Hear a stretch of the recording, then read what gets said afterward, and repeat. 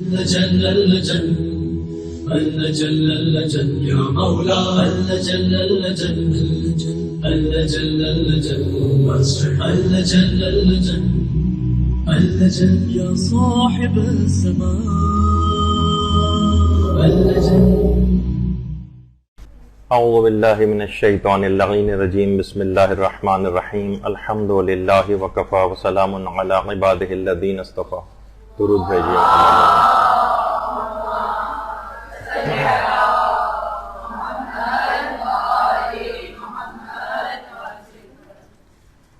بہترین نماز کیسے پڑھیں، اس سلسلے کا درس نمبر 35.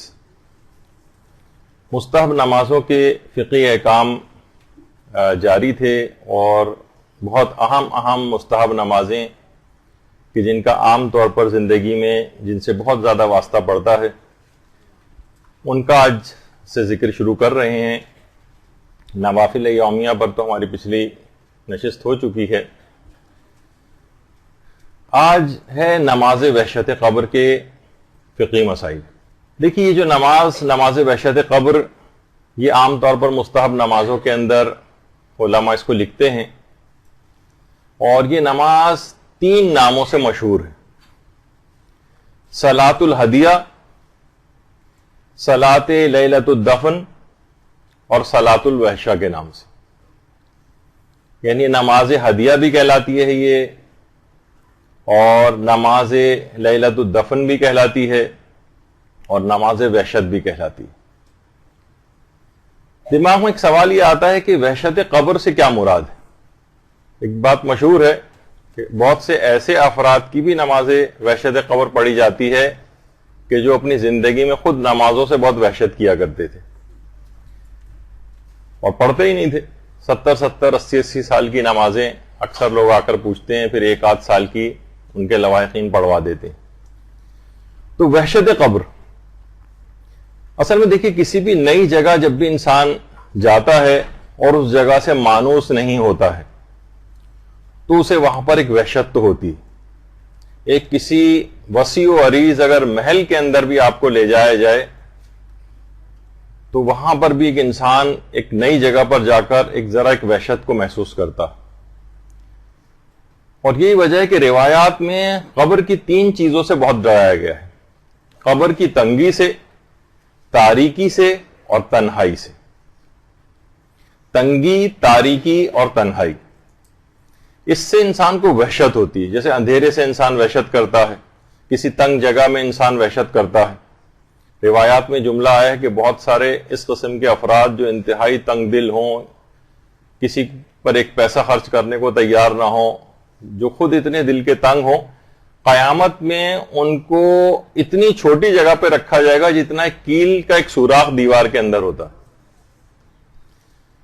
تو تنگی، تاریکی اور تنہائی، جس سے انسان عام طور پر ڈرتا ہے.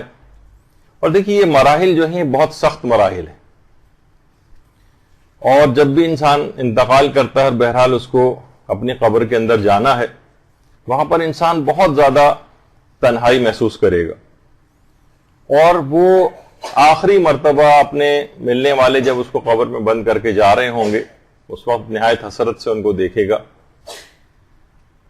کہ اب میں ہوں اور یہ میرے اعمال ہیں، اور ان تمام افراد سے اب جدائی کا مرحلہ آ گیا. لہذا اس جگہ کے لیے انسان کو ہمیشہ تیاری کرنی چاہیے کہ جو انسان جہاں پر ہمیشہ اس کو رہنا. کچھ افراد اس نماز کے نام کے اوپر ایک اعتراض کرتے ہیں کہ کیا نماز وحشت قبر کا نام صحیح ہے. مثلاً وہ کہتے ہیں کہ عموماً کہ اصلاً تو یہ نماز وحشت کو دور کرنے والی، تو اس کا نام نماز رفع وحشت ہونا چاہیے. تو بہرحال بظاہر یہ لگتا ہے، اور حقیقت بھی یہ ہے کہ جو اسلامی روایات ہیں اس میں یہ نام نماز وحشت نہیں آیا ہے.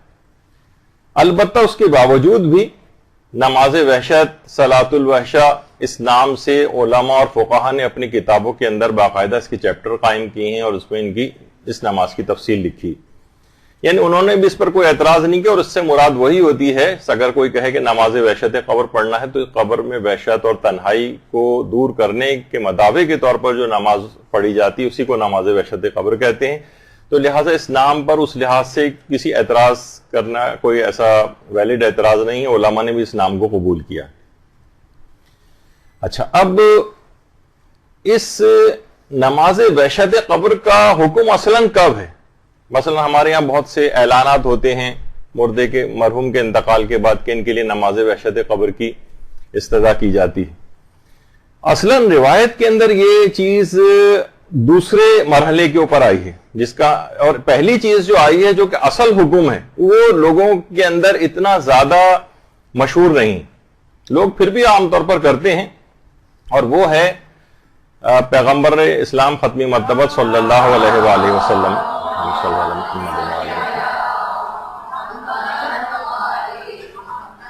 کہ میت کی پہلی رات سے زیادہ سخت اور کوئی وقت نہیں ہوتا، پیغمبر فرماتے ہیں، لہذا تم اپنے مرنے والوں پر صدقہ دے کر رحم کرو، اور اگر صدقہ نہیں دے سکتے تو تم میں کوئی بھی شخص 2 رکعت نماز پڑھے۔ اور پھر پیغمبر نے ایک وہ طریقہ نماز کا بتایا ہے، دونوں طریقے روایت کے اندر آئے ہیں، کہ جس میں پہلا طریقہ وہ ہے کہ جس وقت میت کا انتقال ہوتا ہے اور ابھی تدفین نہیں ہوئی ہوتی، تو پھر پیغمبر نے ایک طریقہ بتایا کہ پہلی رکعت میں سورہ فاتحہ کے بعد سورہ توحید 2 مرتبہ پڑھو، اور دوسری رکعت میں سورہ الحمد کے بعد سورہ تکاثر کو 10 مرتبہ پڑھو، اور نماز مکمل کرنے کے بعد درود پڑھو، اور اس کے بعد کہو وَبَسْ ثَوَابَهَا إِلَىٰ قَبْرِ فُلَانٍ یا قبر ذَلِكَ الْمَيِّتِ فُلان ابن فلان۔ تو بہرحال یہ جو ہے اصلاً حکم کیا ہے؟ صدقہ دینے کا حکم ہے، اور صدقے کی اگر کسی کی حیثیت نہیں ہے، کسی بھی وجہ سے صدقہ نہیں دے پا رہا ہے وہ، تو پھر دوسرے مرحلے پر آتا ہے کہ نماز وحشت قبر پڑھو۔ تو صدقہ، دیکھیے صدقے کے متعلق اگر آپ روایات کا مطالعہ کریں تو مرنے سے لے کر اور بہت بعد تک پیغمبر فرماتے ہیں صدقے کے ذریعے اپنے مردوں پر رحم کرو، یہ صدقہ اللہ کے غضب کی آگ کو ٹھنڈا کرتا ہے، یہ قبر کے اندر قبر کی گرمی کو ٹھنڈا کرتا ہے، قیامت کی آگ میں بھی صدقہ جو ہے وہ سائبان بن جائے گا، اور کتنی روایت اس سلسلے میں آئی ہیں۔ میزان عمل سے اس کو بھاری کرو، صدقہ دینے والے پولے صراط کی طرح سے، بجلی کی طرح سے پولے صراط سے گزر جائیں گے، اور جہنم کی آگ کے مقابلے میں ڈھال بھی بن جائے گا۔ تو صدقہ ہر مرحلے اور ہر موقع پر کام آئے گا۔ تو سب سے پہلا اور اولین چیز یہ ہے کہ انتقال کے بعد میت کے لیے صدقہ دیا جائے۔ ہاں، صدقہ بھی دے دیا جائے، نماز وحشت بھی قبر بھی پڑھ لی جائے تو بہت ہی زیادہ ثواب اور زیادہ بڑھتا چلا جائے گا، لیکن اصلاً جو چیز لوگ بھول گئے ہیں وہ ہے صدقہ دینا۔ تو صدقہ دینا اس کا اتنا زیادہ ثواب ہے کہ روایت کے اندر یہ چیز آئی ہے کہ ہمارے چھٹے امام جعفر صادق علیہ السلام فرماتے ہیں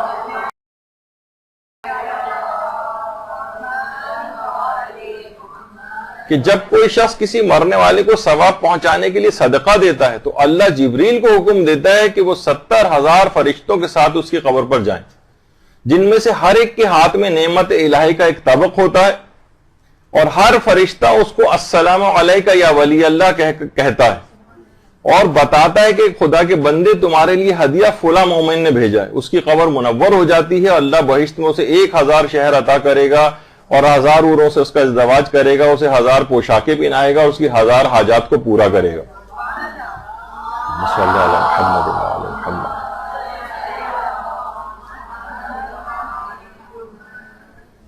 تو آپ نے دیکھا کہ بہرحال کتنا زیادہ اس کا ثواب ہے، کتنا زیادہ صدقہ دینے کا، اور صرف اس کی حد تک ہی معاملہ نہیں ہے، بلکہ ابھی نماز وحشت قبر کا تو خاص طریقہ وغیرہ آپ اس میں دیکھیں گی اور سنیں گی۔ اصلاً یہ ہے کہ جو عام کوئی سی بھی 2 رکعت نماز مستحبی ہے اس کا بھی بہت زیادہ ثواب ہے۔ مثلا فجر کے طریقے سے اگر آپ 2 رکعت نماز مستحب اگر کوئی شخص جو ہے وہ پڑھ لے بالکل عام فجر کے طریقے سے، اور میت کو ثواب ہدیہ کر دے تو اس کا بھی بہت زیادہ ثواب ہے۔ نماز وحشت قبر کا ثواب الگ ہے، اور اس طرح کی نماز جو کہ میت کو ہدیہ کی جاتی ہے اس کا ثواب الگ ہے۔ روایت میں یہ چیز آئی ہے کہ پیغمبر اسلام کا ایک قبر کے پاس سے گزر ہوا، اللہم صلی علی محمد وعلی محمد، اور ابھی گزشتہ مردے کو دفن کیا گیا تھا اس قبر میں اور وہ رسس پر رو رہے تھے، تو پیغمبر نے فرمایا تمہاری مختصر سی 2 رکعت نماز جسے تم بہت حقیر سمجھتے ہو اس قبر والے کے لیے تمہاری تمام دولت سے بہتر، یعنی حقیقتاً اس کو اتنا زیادہ اس کا بینیفٹ ہے مردے کے لیے کہ ہم تو بہت معمولی چیز سمجھتے ہیں نا 2 رکعت نماز فجر کے طریقے سے پڑھ کے، اس کے لیے بہت بڑی بات ہے۔ تو عام 2 رکعت نماز پڑھنے کا بھی بہت زیادہ ثواب ہے، اور صرف یہی نہیں، یعنی نمازیں اس لحاظ سے اگر آپ دیکھیں کہ نماز وحشت قبر کی فضیلت کے عنوان سے اگر اس کو دیکھیں کہ مرحوم کو تو فائدہ ہوتا ہی ہے، یعنی کیا فائدہ ہوتا ہے کہ پروردگار 1000 فرشتے اس کی قبر پہ بھیجتا ہے، اس میت کی قبر کو سور پھونکے جانے تک کشادہ کرتے رہتے ہیں۔ اور صرف یہی نہیں بلکہ جو پڑھنے والا ہے، روایت میں آپ کے جو سامنے ہے کہ نماز پڑھنے والے کو ان تمام چیزوں کے برابر اجر ملتا ہے جن پر سورج طلوع ہوتا ہے، اور اس کے 40 درجات اس نماز پڑھنے کی وجہ سے بلند کر دیے جاتے ہیں۔ اللہم صلی علی محمد۔ یعنی سوچیں کہ سورج طلوع دنیا میں جن چیزوں پہ ہوتا ہے اس کا کوئی حد اور شمار ہے؟ کروڑوں اربوں کھربوں، یعنی وہ کسی گنتی میں نہیں آ سکتی، اتنا ثواب اس کے نامہ اعمال میں لکھ دیا جاتا ہے اور اس کے 40 درجات بلند کر دیے جاتے ہیں۔ تو اچھا، اب نماز وحشت قبر جب انسان پڑھتا ہے تو ہوتا کیا ہے؟ یہی آپ نے سنا کہ فرشتے اس کی قبر میں آتے ہیں لباس لے کر اور اسی قبر کو مسلسل کشادہ کرتے رہتے ہیں۔ وحشت جو تنہائی ایک دور ہوتی ہے اور وہ تنگی جو تھی وہ بھی دور ہوتی جاتی ہے، مسلسل اسی قبر فراخ ہوتی چلی جاتی، اور 1 2 نہیں بلکہ 1000 فرشتوں کو پروردگار عالم بھیجتا۔ تو مرحوم کے لیے بہت زیادہ اس نماز میں فائدہ ہے۔ یہی وجہ ہے کہ ہمارے علماء میں مرزا حسین نوری کتنے زیادہ، جن کی بہت بڑے محدث تھے اور ان کی کتاب دارالسلام وہ بہت مشہور ہے۔ اسی کتاب میں مرزا حسین نوری نے آخوند ملا فتح علی سلطان آبادی، جو کاظمین میں باقاعدہ درس دیا کرتے تھے اور بہت بڑے علماء اور مجتہدین میں ان کا شمار ہوتا تھا، ان کا ایک واقعہ نقل کیا ہے۔ آخوند ملا فتح علی سلطان آبادی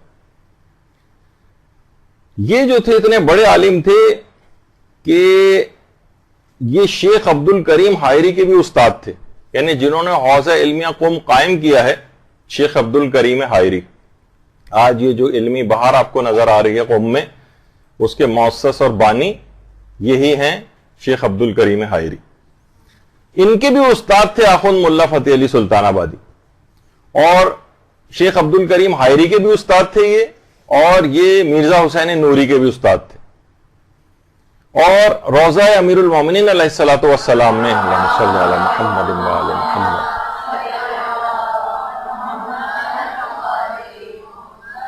اس کے مغربی صحن میں، یعنی صحن کے جو مغربی حصہ ہے وہاں پر آخوند ملا فتح علی سلطان آبادی مدفون ہے۔ اچھا، اب محدث نوری نے دارالسلام میں ان کا ایک واقعہ نقل کیا کہ ہمارے استاد آخوند ملا فتح علی سلطان آبادی وہ خود یہ فرماتے تھے کہ میری عادت تھی کہ جب بھی کوئی محب اہل بیت اس دنیا سے رخصت ہوتا تھا اور مجھے اس کی خبر ہو جاتی تھی تو میں 2 رکعت نماز وحشت قبر اس کے لیے ضرور پڑھتا تھا، اور میرے علاوہ اس بات سے کوئی شخص واقف نہیں تھا۔ اچھا، اب خواہ میں اس شخص کو جانتا ہوں نہیں جانتا ہوں، بس مجھے اطلاع ملتی تھی کہ کوئی صاحب ایمان دنیا سے رخصت ہوا ہے تو میں اس کے لیے نماز وحشت قبر ضرور پڑھتا تھا۔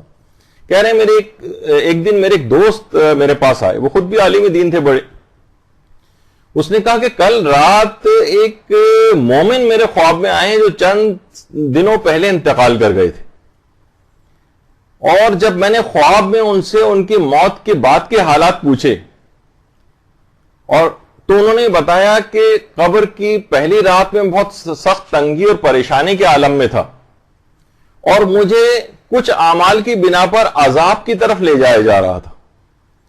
تو اسی وقت ملا فتح علی کی بھیجی گئی 2 رکعت نماز نے مجھے آ کر اس عذاب سے بچا لیا.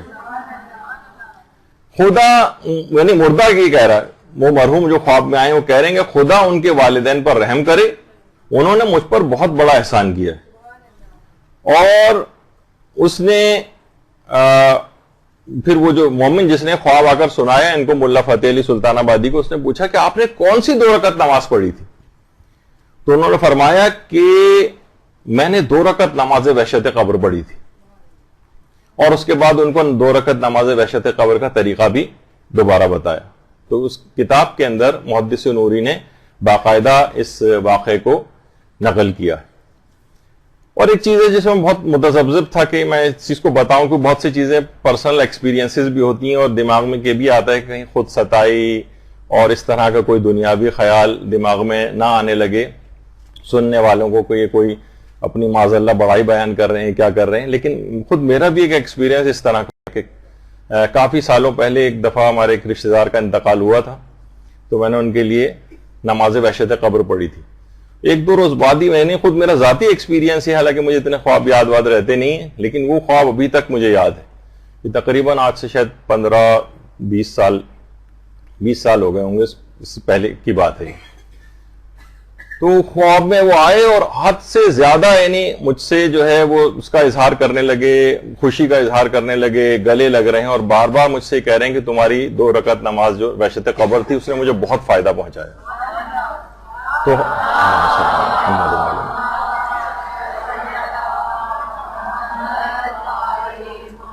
تو یہ بات میں نے اس طور پر یوں بتا دی کہ صرف یہ علماء وغیرہ سے مخصوص نہیں کہ واقعات میں پڑھتے ہیں, کوئی عام سا گناہگار بھی شخص اگر یہ پڑھے تو نماز کے اندر اتنی طاقت ہے کہ وہ اتنا زیادہ ثواب اور فائدے پہنچا دیتی ہے مرحوم کو. تو اس لحاظ سے اس بات کا ذکر کر دیا. تو یہ ایک بڑی ویسی نماز ہے, بہت اہم نماز ہے. اور یہ جو نماز اس لحاظ سے پڑھی جاتی, چاہے وہ 2 رکعت عام مستحب نمازی مرحوم کے لیے پڑھیں, تو اس کے متعلق ہمارے امام جعفر صادق علیہ الصلوۃ والسلام فرماتے ہیں,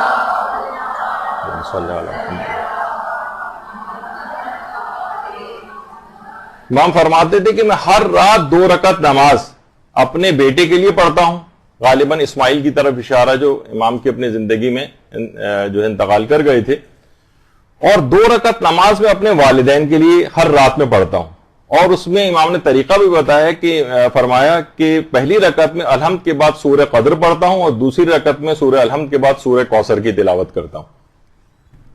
اور امام فرماتے ہیں کبھی میت تنگی اور سختی میں اگر مبتلا ہوتی ہے تو پروردگار عالم اسے آسانی مہیا کرتا ہے, اور میت کو یہ بات بتائی جاتی ہے کہ آسانی جو تمہیں آج میسر آئی ہے یہ تمہارے فلاں برادر مومن نے تمہارے لیے جو 2 رکعت نماز پڑھی ہے اس کی وجہ سے تم کو یہ آسانی مہیا ہوئی ہے. تو راوی نے کہا کہ مولا کیا ہم ایک ہی نماز میں بہت سارے مومنین کو, یہ 2 مومنین کو شامل کر سکتے ہیں؟ امام نے فرمایا کہ ہاں, یہ جو نماز ہے, یہ جو عام 2 رکعت نماز, اس میں آپ چاہیں تو جتنے چاہیں مومنین کو آپ شامل کر سکتے ہیں. کہ مثلا پوری دنیا میں جتنے بھی آج مومنین کا انتقال ہوا میں ان سب کو ہدیہ کرتا ہوں. تو مرنے والے کو اس سے بہت زیادہ خوشی ہوتی ہے, امام فرماتے ہیں, اور میت اپنے لیے کیے گئے دعا اور استغفار اس سے بھی بہت زیادہ مسرور ہوتی. اور امام فرماتے ہیں وہ اسی طرح سے اس نماز کے ملنے سے یا ان اعمال کے ملنے سے خوش ہوتی ہے جیسے کوئی زندہ شخص تحفے ملنے کے بعد خوشی محسوس کرتا. تو امام نے فرمایا میت کے لیے نماز, روزہ, حج, صدقات, دیگر نیک اعمال, دعائیں, اعمال خیر, یہ سب ان کا ثواب ہدیہ کیا جا سکتا ہے. اور یہ سب اس کی قبر میں پہنچتے ہیں, اور یہ ثواب میت کے لیے بھی ہوتا ہے اور میت کے لیے ان اعمال کو انجام دینے والے کے لیے بھی ہوتا ہے.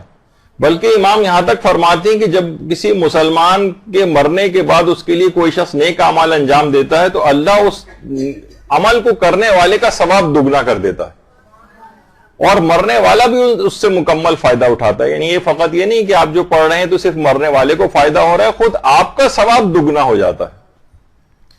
تو بہت ہی ظاہر ہے کہ جو رات ہے خاص طور پر شب اول جو کہلائی جاتی ہے یہ سخت رات ہے، اس میں شبہ نہیں کہ یہ رات جو ہے سخت راتوں کے اندر سے شمار ہوتی ہے۔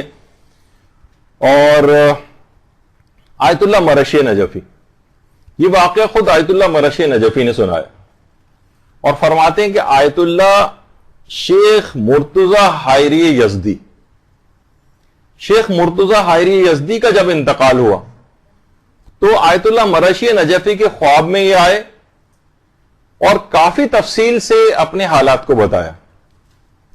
اور یہ آیت اللہ شیخ مرتضی حائری یزدی کون تھے؟ یہ آیت اللہ شیخ عبد الکریم حائری کے بیٹے تھے، جن کا ابھی اس سے پہلے بھی تذکر آیا تھا، جنہوں نے حوزہ علمیہ قوم کی بنیاد رکھی۔ اور آیت اللہ شیخ عبد الحائری یزدی امام خمینی کے بہت ہی قریبی افراد میں شمار ہوتے ہیں، امام خمینی کے جو بالکل برابر میں بیٹھے ہوئے ہیں سیدھے ہاتھ پر، یہ آیت اللہ شیخ عبد الحائری یزدی۔ اور اس قدر ان کی آپس میں قربت تھی کہ امام خمینی نے اپنے بیٹے مصطفیٰ خمینی کی شادی مرتضی حائری یزدی کی بیٹی سے کی تھی۔ تو اس لحاظ سے مصطفیٰ خمینی جو امام خمینی کے بیٹے جو انہیں عراق میں شہید کر دیا گیا تھا، ان کی جو زوجہ تھیں وہ آیت اللہ مرتضی حائری یزدی کی بیٹی تھی۔ تو آیت اللہ مرتضی حائری یزدی، آیت اللہ مرشی نجفی فرماتے ہیں کہ جب ان کا انتقال ہوا تو میں نے اس رات آیت اللہ مرتضی حائری یزدی کے لیے نماز وحشت قبر پڑھی اور سورہ یاسین کی تلاوت کی اور اس کا ثواب ان کی روح کو ان کو ہدیہ کیا۔ اچھا، اس کے صرف چند راتوں کے بعد ہی میں نے ان کو خواب میں دیکھا اور خواب میں مجھے اچھی طرح معلوم تھا کہ ان کا انتقال ہو چکا ہے، اور مجھے اس بات کا تجسس تھا کہ میں آیت اللہ مرتضی حائری یزدی سے پوچھوں کہ مرنے کے بعد ان کے ساتھ کیا ہوا۔ تو میں نے کہا کہ آغا یہ آپ کی مرنے کے بعد کیا ہوا، حالات کیا رہے؟ تو مجھے ان کی حالت سے دیکھ کر لگا کہ آغا حائری بہت خوش ہیں، اور انہوں نے کہا کہ بہت سے مرحلوں سے گزر کر میری روح میری جسم سے باہر آئی اور بہت آہستگی کے ساتھ جسم سے نکل گئی، اور جب مجھے قبر میں رکھا گیا تو میں نے اوپر سے اپنے جسم کو مکمل طور پر پہلی بار دیکھا۔ جب روح جسم سے الگ ہو جاتی ہے اور جسم پڑا رہ جاتا ہے تو روح اس کو دیکھتی، تو میں باہر سے مکمل طور پر اپنے جسم کو دیکھ رہا تھا، میں مبہوت ہو کر رہ گیا اور دل میں ایسی غمزدہ کیفیت طاری ہوئی کہ میں قبر کے کونے میں غمزدہ بیٹھ گیا۔ قبر کی پائنتی کے پاس سے اچانک سے مجھے کچھ خوفناک آوازیں آنا شروع ہوئیں۔ بڑا تفصیلی خواب آیت اللہ مرشی نجفی نے ذکر کیا، بہت خوفناک آوازیں آنے لگیں، بہت نامانوس آوازیں تھیں۔ میں نے اس سے پہلے کبھی اس طرح کی رونگٹے کھڑے کر دینے والی آوازوں کو نہیں سنا تھا۔ اچھا، جو مجھے دفن کر رہے تھے ان میں سے کسی کو کوئی خبر نہیں تھی کہ یہ کیا کیسی آوازیں آ رہی، وہ اپنے کاموں میں لگے ہوئے تھے تدفین میں۔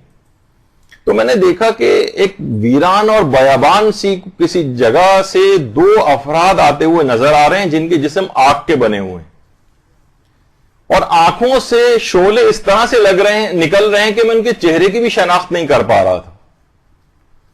دونوں آپس میں بات چیت کر رہے تھے اور میری طرف اشارہ کر کے جیسے میرے متعلق کچھ بات کر رہے ہیں۔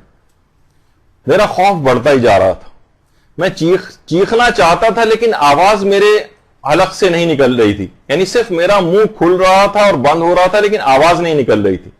میں زمین پر سہما ہوا لیٹا ہوا تھا، انتہائی خوفزدہ تھا۔ میں نے پوری قوت مجتمع کر کے بہرحال اپنے پروردگار کو پکارا، پروردگارا میری مدد فرما، اس موقع پر کون ہے جو تو تیرے علاوہ میری مدد کر سکے۔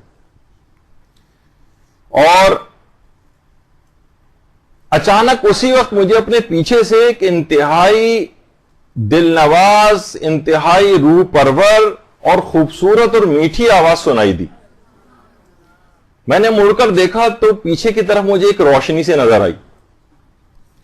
دونوں آگ کے بنے ہوئے وہ جو اشخاص آ رہے تھے وہ اس روشنی کو دیکھ کر مجھ سے دور ہونا شروع ہو گئے، یہاں تک کہ دور ہوتے ہوتے اتنا دور چلے گئے کہ وہ بالکل غائب ہو گئے۔ میں نے سکون کا سانس لیا تو دیکھا اس روشنی کے اندر سے ایک نورانی شخصیت باہر آئی۔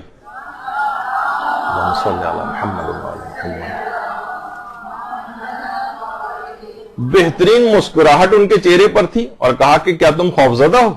میں نے کہا آقا ساری زندگی میں اتنا خوفزدہ نہیں ہوا جتنا اس وقت خوفزدہ ہوا، اگر آپ نہ آتے تو نہ جانے میرے ساتھ کیا ہو جاتا۔ لیکن اس کے بعد فرماتے ہیں کہ میں نے خود ہی ہمت کر کے پوچھا آغا آپ کون ہیں؟ تو اس شخصیت نے بہت ہی محبت اور شفقت کے ساتھ مجھے دیکھا اور کہا کہ میں علی ابن موسیٰ رضا علیہ الصلوۃ والسلام، اللہم صل علی محمد وآل محمد۔ اور کہا ہے مرتضی حائری تم 38 مرتبہ ہماری زیارت کے لیے آئے تھے، اب میرا بھی یہ فرض بن گیا ہے کہ میں تمہاری قبر میں 38 دفعہ تمہاری زیارت کے لیے آؤں، اور آج اس زیارت کا پہلا دن ہے، ابھی مجھے 37 دفعہ تمہاری زیارت کے لیے مزید آنا۔ تو بہت سارے دیکھیے افراد اس طرح کے ہیں کہ جو آج بار بار زیارت پہ جانے پر لوگوں کو اعتراض کرنے لگے، بھائی بار بار دیکھیے ہر سال زیارت پہ چلے جاتے ہیں، ہر سال عمرے پر چلے جاتے ہیں، اس سے بہتر تھا یہ لوگ جو ہے نا قریب کی امداد کر دیتے، فلاں پروجیکٹ کے اندر کام کر دیتے۔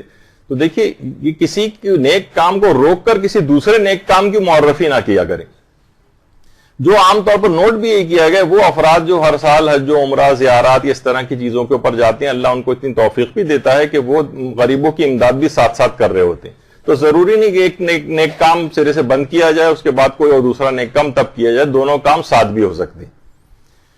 تو بہرحال آیت اللہ مرشی نجفی فرماتے ہیں کہ میں نے یہ جو عمل انجام دیا تھا ان کے لیے 2 رکعت نماز وحشت قبر پڑھی تھی، اور اس کے علاوہ میں نے سورہ یاسین پڑھی تھی۔ تو آیت اللہ مرتضی حائری یزدی اس کے بعد میرے جو ہے وہ خواب میں آئے اور مجھے یہ ساری جو تفصیل انہوں نے بتائی۔ تو بہرحال ایک دماغ میں یہ رہے کہ کوئی بھی نیک کام، ہمیشہ انسان کو مختلف نیک کام کرتے رہنا چاہیے۔ اب جیسے کہ ابھی آپ زیارت کا تذکرہ آیا، قبر میں ہر نیک عمل کسی نہ کسی صورت میں فائدہ پہنچائے گا۔ نمازوں کا بھی آپ نے سلسلہ دیکھا، زیارات کا سلسلہ، اس کے علاوہ اور بھی بہت سارے موارد جو موت کی گفتگو میں نے نقل کیے تھے جو قبر میں اس لحاظ سے ہر نیک عمل فائدہ پہنچانے والا۔ اچھا، جب اتنے زیادہ اس کے ثواب اور فائدے انسان سنتا ہے، پڑھتا ہے، تو بہت سے لوگ ایک سوال کرتے ہیں، بظاہر یہ سوال بڑا عجیب سا ایک سوال لگتا ہے، لیکن بہرحال وہ کہتے ہیں کہ کیا ہم اپنی زندگی میں اپنی نماز وحشت قبر پڑھ سکتے ہیں؟ اب یہیں سے مسائل فقہ کی گفتگو اسٹارٹ ہو رہی۔ تو پہلی بات یہ ہے کہ وہی والی بات کہ اس فیسلٹی کو لینے کے لیے انتقال ہونا ضروری ہے، یہ زندگی میں نہیں پڑھی جا سکتی۔ تو زندگی میں کوئی شخص اپنی نہ نماز وحشت قبر پڑھ سکتا ہے، نہ کسی اور زندہ شخص کے لیے نماز وحشت قبر پڑھ سکتا ہے، نہ کسی سے پڑھوا سکتا ہے۔ ہاں البتہ مجتہدین نے ایک چیز لکھی ہے، البتہ وہ اپنے 1/3 مال جس میں وہ وصیت کر سکتا ہے کسی بھی نیک کام کے لیے، اسی 1/3 مال میں سے اپنے میراث سے وہ نماز وحشت قبر پڑھوانے کی وصیت بھی کر سکتا ہے۔ ابھی آگے چل کر اس کا بھی ذکر آئے گا کہ نماز وحشت قبر کو کیا اجارے پر پڑھوا سکتے ہیں، نہیں، اس کی بھی تفصیل آئے گی۔ تو بہرحال اپنی زندگی میں کوئی شخص نماز وحشت قبر نہ پڑھ سکتا ہے نہ پڑھوا سکتا ہے، البتہ اپنے 1/3 مال سے وصیت کر کے جا سکتا ہے کہ اس میں سے میرے لیے نماز وحشت قبر پڑھوا دی جائے۔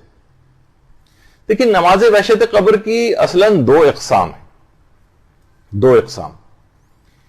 ایک ہے صلاۃ لیلۃ الموت اور ایک ہے صلاۃ لیلۃ الدفن، یعنی جس دن یا رات میں کسی بھی شخص کا انتقال ہوا ہے اور ابھی اس کی تدفین نہیں ہوئی، یعنی صلاۃ لیلۃ الموت یہ موت کے بعد تدفین سے پہلے پڑھی جانے والی نماز ہے، ابھی دفن نہیں ہوئے، بہت سے لوگوں کی تدفین میں تاخیر ہو جاتی۔ تو آپ نے دیکھا کہ اس کے بعد بھی میت کے ساتھ بہت سے مراحل ہوتے ہیں، وہ غمزدہ بھی ہوتی ہے، وحشت بھی کر رہی ہوتی ہے، تو اس وقت کے لیے بھی ایک نماز ہے، یعنی ابھی تدفین ہوئی نہیں ہے، صرف انتقال ہوا ہے، تو یہ صلاۃ لیلۃ الموت کہلاتی ہے۔ اور اس کا طریقہ کیا ہے؟ اس کا طریقہ وہی ہے جو اس سے پہلے آیا کہ پہلی رکعت میں سورہ الحمد کے بعد 2 مرتبہ سورہ توحید اور دوسری رکعت میں سورہ الحمد کے بعد 10 مرتبہ سورہ تکاثر پڑھی جائے۔ یہ ان افراد کے لیے نماز ہے کہ جن کی ابھی تدفین میں کچھ تاخیر ہے، تدفین ابھی نہیں ہوئی ہے، آئندہ کسی وقت ہوگی، کل ہوگی یا اس طرح سے، تو اس وقت کے لیے جو نماز وحشت قبر پڑھی جاتی ہے اس کا طریقہ یہ ہے، اور اصلاً یہ صلاۃ لیلۃ الموت کہلائی جاتی ہے۔ تو ایک تو ہو گئی یہ نماز، دوسری نماز ہے صلاۃ لیلۃ الدفن، یعنی یہ تدفین کے بعد پڑھی جاتی، جب انتقال کے بعد تدفین ہو جائے اس کے بعد یہ نماز پڑھی جائے گی۔ اچھا، تدفین کے بعد، اور اس کا طریقہ کار کیا ہے؟ اس کا طریقہ کار وہی ہے جو سب سے زیادہ مشہور ہے کہ پہلی رکعت میں الحمد کے بعد آیت الکرسی پڑھی جائے گی، اور دوسری رکعت میں الحمد کے بعد 10 مرتبہ سورہ قدر پڑھی جائے گی، اور اس کے بعد ایک دعا پڑھی جاتی۔ یہ ہے تدفین کے بعد والی نماز۔ عام طور پہ لوگ بہت پریشان ہوتے ہیں کہ ابھی تو تدفین نہیں ہوئی، تو ان کو پہلا طریقہ، اور تدفین کے بعد جو پڑھی جاتی ہے اس کے لیے دوسرا طریقہ۔ اچھا، اب ایک سوال بھی آتا ہے کہ زیادہ بہتر یہ ہے کہ یہ دونوں نمازیں ہی پڑھ لی جائیں۔ زیادہ بہتر یہ ہے کہ پہلے طریقے سے بھی پڑھ لی جائے تدفین سے پہلے، اور دوسرے طریقے سے بھی پڑھ لی جائے تدفین کے بعد۔ ضروری نہیں کہ ان میں سے صرف جو سب سے زیادہ رائج ہے ہمارے یہاں تدفین کے بعد والی ہے، لیکن اس سے پہلے والی نماز سے لوگ بالکل واقف نہیں ہیں، وہ بھی روایات کے اندر اسی طرح سے بیان ہوئی ہے، تو اس کی بھی بہت فضیلت اور اہمیت ہے جس کو نہیں کھونا چاہیے۔ اچھا، اب نماز وحشت قبر کے اندر جو سورے پڑھے جاتے ہیں، جیسے کہ ابھی آپ نے دیکھا، اس میں ایک تو سوروں کے علاوہ آیت الکرسی پڑھی جاتی، آیت الکرسی، اور آیت الکرسی کا بھی اس سے پہلے آپ نے ابھی روایت کا ایک تو فائدہ سنا کہ کس طرح سے فرشتے آتے ہیں اور سر ایک کے ہاتھ میں جو ثواب ہوتا ہے، لباس ہوتا ہے، اس کے قبر کو کشادہ کرتے ہیں۔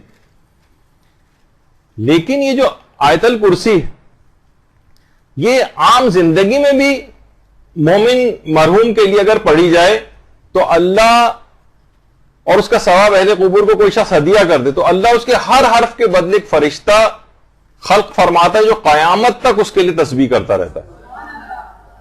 تو بہت زیادہ اللہم صلی علی محمد وعلی محمد، تو پیغمبر اسلام نے بہت ہی عظیم ثواب یہ جو ہے اس کا ذکر کیا۔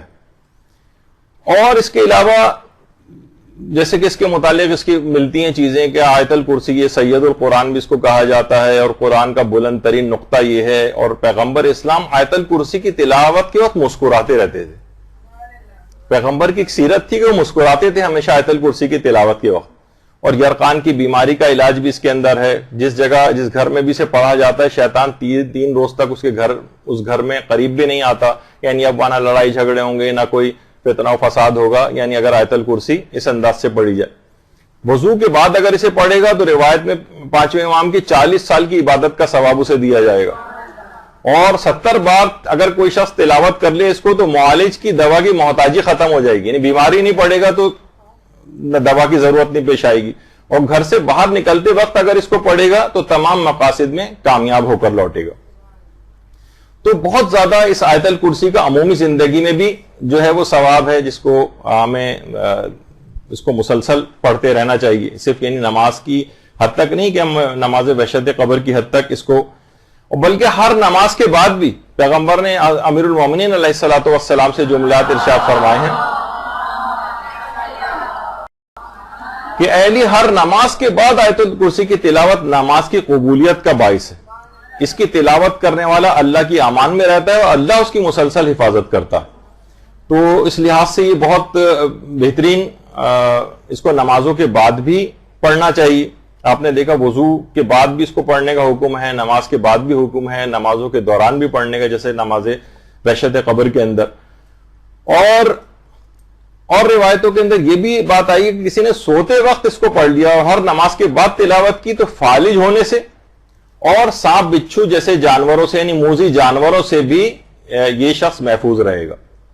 اس میں موذی جانوروں کے اندر عام طور پر کچھ جراثیم بھی شامل ہو جاتے ہیں، یعنی اس قسم کی بیماریوں سے بھی آج کل جیسے ڈینگی اور پتہ نہیں کون کون سے جو امراض ہو گئے سخت والے بھی جو جراثیم کے ذریعے ہوتے ہیں، ان سے بھی انسان کی حفاظت رہتی۔ اچھا، اور اس کے علاوہ ہر نماز کے بعد آیت الکرسی کی تلاوت یہ فقر و فاقے سے نجات دلاتی ہے، اس کا رزق وہاں سے ملتا ہے جہاں سے اس کو امید بھی نہیں ہوتی، اور صبح سویرے اگر گھر سے نکلتے ہوئے اس کو پڑھ لے گا اس آیت الکرسی کو تو وہ تنگ دستی سے امان میں رہے گا. یعنی روزانہ لوگ کتنا اپنی جابس کے لیے، کاروبار کے لیے اور اس کے لیے نکلتے ہیں، تو یہ تمام مراحل سے بخیر و خوبی گزرے گا اور اس کے رزق میں بھی اضافہ ہوگا. اور اس کے علاوہ جس نے 100 مرتبہ آیت الکرسی پڑھ لی، پیغمبر فرماتے ہیں گویا اس شخص کی مانند ہے جس نے پوری زندگی اللہ کی عبادت میں گزاری. تو انسان باقاعدہ ایک تسبیح پوری آیت الکرسی کی اس انداز سے پڑھ سکتا. تو یہ اب دیکھیں، یہی آیت الکرسی آپ نماز وحشت قبر کے اندر پڑھنی ہے، اور جتنے ثواب آپ نے اب تک سنی ہے سارے نماز وحشت قبر کے اندر والی جو آیت الکرسی ہے اس کو پڑھنے سے یہی ثواب اور فائدے آپ کو ملیں گے. تو اس لحاظ سے نماز وحشت قبر کا آپ کو اہمیت کا احساس ہو رہا ہے. اور اس کے علاوہ اس کے بعد اگلی رکعت میں سورہ قدر پڑھی جاتی. سورہ قدر کی بھی دیکھیے کتنی منزلت ہے. اور سورہ قدر کو ایک بات اور بتا دیجئے کہ بہرحال بہت سے لوگ انگلیوں کے اوپر بھی یہ 10 کا عدد گن سکتے ہیں اور تسبیح کے ذریعے بھی اس کو گنا جا سکتے ہیں. یعنی نماز کے دوران اگر تسبیح ہاتھ میں لے کے کوئی بھی ذکر پڑھنا ہو تو اس میں بھی کوئی حرج نہیں. اچھا، سورہ قدر کی جو شخص تلاوت کرتا ہے، ہمارے 5ویں امام محمد باقر علیہ الصلوۃ والسلام فرماتے ہیں، اور یہی یاد رہے کہ یہ سورہ قدر آپ کو اس کے اندر پڑھنی، اور ایک دفعہ نہیں پڑھنی، 10 دفعہ پڑھنی، کہ جو انا انزلناہ فی لیلۃ القدر کی تلاوت کرے اور تلاوت کیا ہو تو اپنی آواز کو بلند کرے تو وہ اس شخص کی مانند ہے جس نے اللہ کی راہ میں تلوار اٹھائی. اور جو اس سورے کی تلاوت آہستہ کرے تو اس شخص کی مانند ہے جو راہ خدا میں اپنے خون میں آلودہ ہوا. اور جو شخص سورہ قدر کو 10 مرتبہ پڑھے اللہ اس کے 1000 گناہ کو مٹا دیتا. اور اس میں 10 دفعہ ہی سورہ قدر پڑھی جاتی، یعنی 1000 گناہ تو فقط صرف اس 10 دفعہ سورہ قدر پڑھنے سے ہی معاف ہو جاتے ہیں. اور اتنا ثواب جو شہید خاک و خون میں غلطاں ہوتا ہے جہاد میں، وہ ثواب اس کو دیا جاتا ہے. اور جو شخص سورہ قدر کی تلاوت کرے گا اللہ اس کو ماہ رمضان میں روزے رکھنے کا اور شب قدر میں جاگتے رہنے کا ثواب عطا کرے گا. تو اس کے اندر آپ 10 دفعہ پڑھ رہی ہیں. اور اس کے علاوہ پیشانی پر مومنین کی جو نور قیامت کے روز ظاہر ہوگا، اصلاً وہ نور سورہ قدر ہی کا نور ہوگا. تو روایت میں یہ بات بھی آئی ہے حکایات کے اندر کہ آیت اللہ شیخ محمد علی بروجردی نے ایک مرتبہ آیت اللہ شیخ محمد حسین کمپانی سے پوچھا تھا کہ آپ کے جو ہونٹ ہر وقت ذکر میں مصروف رہتے ہیں، حتیٰ کہ آپ سلام اور دعا اور بات چیت کے درمیان بھی اس کو ترک نہیں کرتے ہیں، یہ کون سا ذکر ہے جو آپ پڑھتے ہیں؟ آیت اللہ محمد حسین کمپانی نے مسکرا کر بڑے تامل سے جواب دیا، کتنا اچھا ہے کہ انسان روزانہ 1000 مرتبہ سورہ قدر کی تلاوت کر لیا کرے. یعنی انہوں نے یہ نہیں کہا کہ میں یہ ذکر پڑھتا ہوں، کہ بہرحال اس کے اندر خود ستائی اور ایک بڑائی کا ایک وہ آ جاتا ہے. کیا یہ اچھا ہے کہ انسان روزانہ 1000 دفعہ سورہ قدر کی تلاوت کر لیا کرے؟ تو ہم 10 دفعہ سورہ قدر پڑھنے سے گھبرانے لگتے ہیں اور ٹانگوں کے اندر چیونٹیاں رینگنے لگتی ہیں. 10 دفعہ اگر پڑھیں اور بار بار پہلو نماز میں بدلے جاتے ہیں. وہ 1000 دفعہ روزانہ پڑھتے تھے، 10 تسبیح ہیں اس کی. تو بہرحال اپنے آپ کو عبادات کے اندر تھوڑا سا اپنے جسم کو ذرا تھکانا بھی چاہیے اس لحاظ سے. اور ابھی آپ نے دیکھا کہ آیت الکرسی اور سورہ قدر یہ اس میں پڑھی جاتی. یہ روزانہ جو حادثات اتنے زیادہ ہوتے ہیں، آیت اللہ بہجت باقاعدہ کہتے تھے کہ وہ سواریوں سے بچنے کے لیے کچھ تاکید کرتے تھے، فرماتے تھے سواری پر سوار ہونے سے پہلے آیت الکرسی کی تلاوت کیا کرو، ممکن ہو تو سواری پر دائیں طرف سے سوار ہوا کرو، سواری پر سوار ہو کر 3 مرتبہ سورہ قدر پڑھو اور سورہ حدید کو لکھ کر سواری میں ساتھ رکھو تو تمام حادثات سے محفوظ رہو گے. تو اس کے اندر بھی آپ نے دیکھا کہ آیت الکرسی اور سورہ قدر اس کے اندر بھی آ رہی ہے. تو اس لحاظ سے علماء کی سیرت میں ہے کہ ہر مختلف طریقوں سے عام زندگی میں پیش آنے والے بہت ساری چیزوں کے لیے یہ دونوں سورہ قدر اور آیت الکرسی وغیرہ اس کو علماء جو ہے بتاتے ہیں. اور یہی آپ نماز وحشت قبر کے اندر پڑھیں گے. تو اچھا، نماز وحشت قبر کا طریقہ وہ ابھی آپ نے دیکھ لیا کہ بہت آسان بھی ہے، ایک فلو چارٹ کی صورت میں بھی. دیکھیں انسان پہلے تکبیر کہے گا، سورہ فاتحہ پڑھے گا، پھر آیت الکرسی پڑھے گا، پھر رکوع میں جائے گا، سمع اللہ، اس کے بعد سجدے سے اٹھ کر بیٹھے گا، پھر سبحان ربی الاعلیٰ دوسرا سجدہ، پھر دوسرے سجدے سے اٹھ کے بیٹھے، پھر کھڑا ہو جائے دوسری رکعت میں، پھر سورہ فاتحہ سورہ قدر 10 مرتبہ پڑھے اور اسی طریقے سے لے کر آخر تک. اور پھر آخر میں ایک دعا پڑھی جاتی ہے، اللہم بس ثوابہ الی قبر فلان. یہ پورا ایک سمجھیں ایک لحاظ سے ایک نماز وحشت قبر کا ایک طریقہ آپ کے سامنے آ گیا. اچھا اب یہ جو طریقہ ہے اس کے اندر کوئی تبدیلی نہیں کی جا سکتی نماز وحشت قبر کے اندر. ایک سوال ہوتا ہے کہ اگر کوئی شخص جان بوجھ کر نماز وحشت قبر کا طریقہ بدل دے تو کیا اس کی نماز وحشت قبر صحیح؟ مثلا کوئی آیت الکرسی سے یاد نہیں، اس نے کہا چلے میں انا اعطیناک کل کوثر پڑھ دیتا ہوں. علماء نے فرمایا کہ اسے 2 رکعت نماز مستحب کا ثواب تو مل جائے گا لیکن نماز وحشت قبر کا ثواب نہیں ملے گا، وہ فوائد حاصل نہیں ہوں گے جو نماز وحشت قبر کے. یعنی یہ ایسا طریقہ بتایا گیا ہے روایت کے اندر جو ایک مخصوص طریقہ ہے نماز کا، اس میں اپنی مرضی سے عام مستحب نماز کی طرح سے تبدیلی نہیں کر سکتے، کوئی سا بھی سورہ اس کے بعد پڑھو نہیں، مخصوص سورہ پڑھیں گے تو ہی اس کے ثواب اور فائدے ملیں گے. آیت الکرسی پہلی رکعت میں پڑھی جائے گی اور دوسری رکعت میں سورہ قدر یا وہ جو پہلا طریقہ ہے جس میں الحمد کے بعد سورہ توحید اور اس کے بعد دوسری میں سورہ تکاثر پڑھی جاتی ہے، وہ مخصوص ہی سورہ پڑھنے پڑیں گی. اور اگر کسی نے جان بوجھ کر کوئی تبدیلی کی تو عام مستحب نماز بن جائے گی لیکن نماز وحشت قبر نہیں بنے گی. اچھا اب اس کے بعد ایک آ جائیے کہ اگر کوئی شخص بھولے سے، ابھی تو جان بوجھ کے بات تھی، لیکن اگر کسی شخص نے بھولے سے مخصوص طریقے پر انجام نہیں دیا، پڑھنی شروع کی، جیسے کہ اس کا طریقہ کار ہوتا ہے کہ مثلا پہلی رکعت میں الحمد کے بعد جو ہے سورہ قدر زبان پہ آ گئی، سورہ توحید زبان کے اوپر آ گئی. اچھا اب اس کے اندر بھی 2 چیزیں ممکن ہے کہ آپ کو نماز پڑھنے کے بعد یاد آئے کہ ارے یہ تو مجھے پہلی رکعت میں تو آیت الکرسی پڑھنی چاہیے تھی، یہ تو میں نے کوئی اور سورہ پڑھ دیا. تو وہ نماز کافی نہیں ہوگی، اور نماز وحشت قبر اگر آپ کو فائدے اور ثواب لینے ہیں تو نماز وحشت قبر کو دوبارہ پڑھنا پڑے گا. یعنی نماز کے بعد اگر آپ کو یاد آئے کہ میں نے بھولے سے نماز کے طریقے میں تبدیلی کر دی. اچھا اگر دوران نماز یاد آ جائے، مثلا آپ کو پہلی رکعت میں الحمد کے بعد آیت الکرسی پڑھنی چاہیے تھی لیکن آپ نے کوئی اور سورہ پڑھ دیا، رکوع میں بھی آپ چلی گئیں، رکوع میں جا کے یاد آیا رہی ہے میں نے کیا کیا، تو عام طور پر تو واجب نمازوں میں حکم ہے کہ بھئی جو ہو گیا سو ہو گیا، نماز اپنی جاری رکھیں. نہیں، یہاں پر مسئلہ الگ ہے. یہاں پر تو رکن کی زیادتی سے پچھلی دفعہ آپ نے سن لیا تھا کہ نماز باطل نہیں ہوتی. آپ جائیے دوبارہ کھڑے ہو جائیں، الحمد تو آپ پڑھی چکی تھی، اس کے بعد آیت الکرسی کے بجائے کوئی اور سورہ پڑھ لیا تھا آپ نے، اب وہ دوبارہ آپ آیت الکرسی پڑھیں، پھر دوبارہ رکوع کریں اور نماز کو آگے کنٹینیو کریں. تو یہ اچھا اسی طریقے سے دوسری رکعت کے اندر بھی یہی والی غلطی ہو سکتی ہے. تو آپ ریورس گیئر لگا کر پھر دوبارہ جائیں، کیچ کریں اسی سورے کو دوبارہ جا کر پڑھیں، جیسے سورہ قدر پڑھنا تھا لیکن آپ سورہ توحید پڑھ کر رکوع میں چلی گئی مثلا، تو اب آپ کیا کریں، دوبارہ کھڑی ہو جائیں، الحمد آپ پڑھی چکی تھی، اب 10 مرتبہ سورہ قدر پڑھیں اور اس کے بعد پھر دوبارہ آپ رکوع کریں اور نماز کو آگے کنٹینیو کریں. تو یہ ہے کہ اسلام اس کی طریقے کے اندر تبدیلی کو برداشت نہیں کرتا ہے. اگر نماز پڑھ چکی ہے پھر پتہ چلے کہ میرے طریقے میں نے غلطی کر دی تھی تو اس نماز کو دوبارہ پڑھنا پڑے گا اور دوران نماز اس کا تدارک کرنا پڑے گا اور پیچھے جا کر اس کو انجام دینا ہوگا جو چیز آپ بھول گئی ہیں. اچھا ہاں ابھی وہ آ رہا ہے کہ کہاں تک پڑھیں گے، وہ ابھی آگے چل کر آ رہی ہے اس کی تفصیل. کیا نماز وحشت قبر کو اجرت دے کر پڑھوا سکتے ہیں؟ تو جواب یہ کہ جی ہاں، اجرت دے کر بھی نماز وحشت قبر پڑھوائی جا سکتی ہے.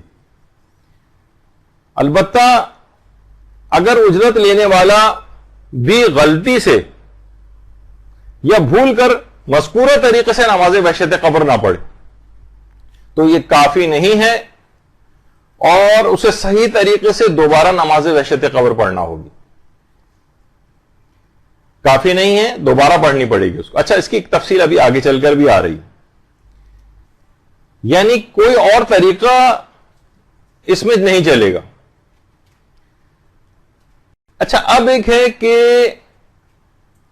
تدفین سے جو پہلے والی نماز ہے اس میں یہ آیا کہ جناب پہلی رکعت میں الحمد کے بعد 2 مرتبہ سورہ توحید یعنی قل اللہ احد پڑھی جائے گی اور دوسری رکعت میں الحمد کے بعد 10 مرتبہ سورہ تکاثر پڑھی جائے گی. دیکھیں سورہ تکاثر کے بھی متعلق بھی بتا دیا جائے کہ دیکھیں اس کا بھی بہت زیادہ ثواب، یعنی تفسیر مجموع البیان میں امام جعفر صادق علیہ الصلوۃ والسلام نے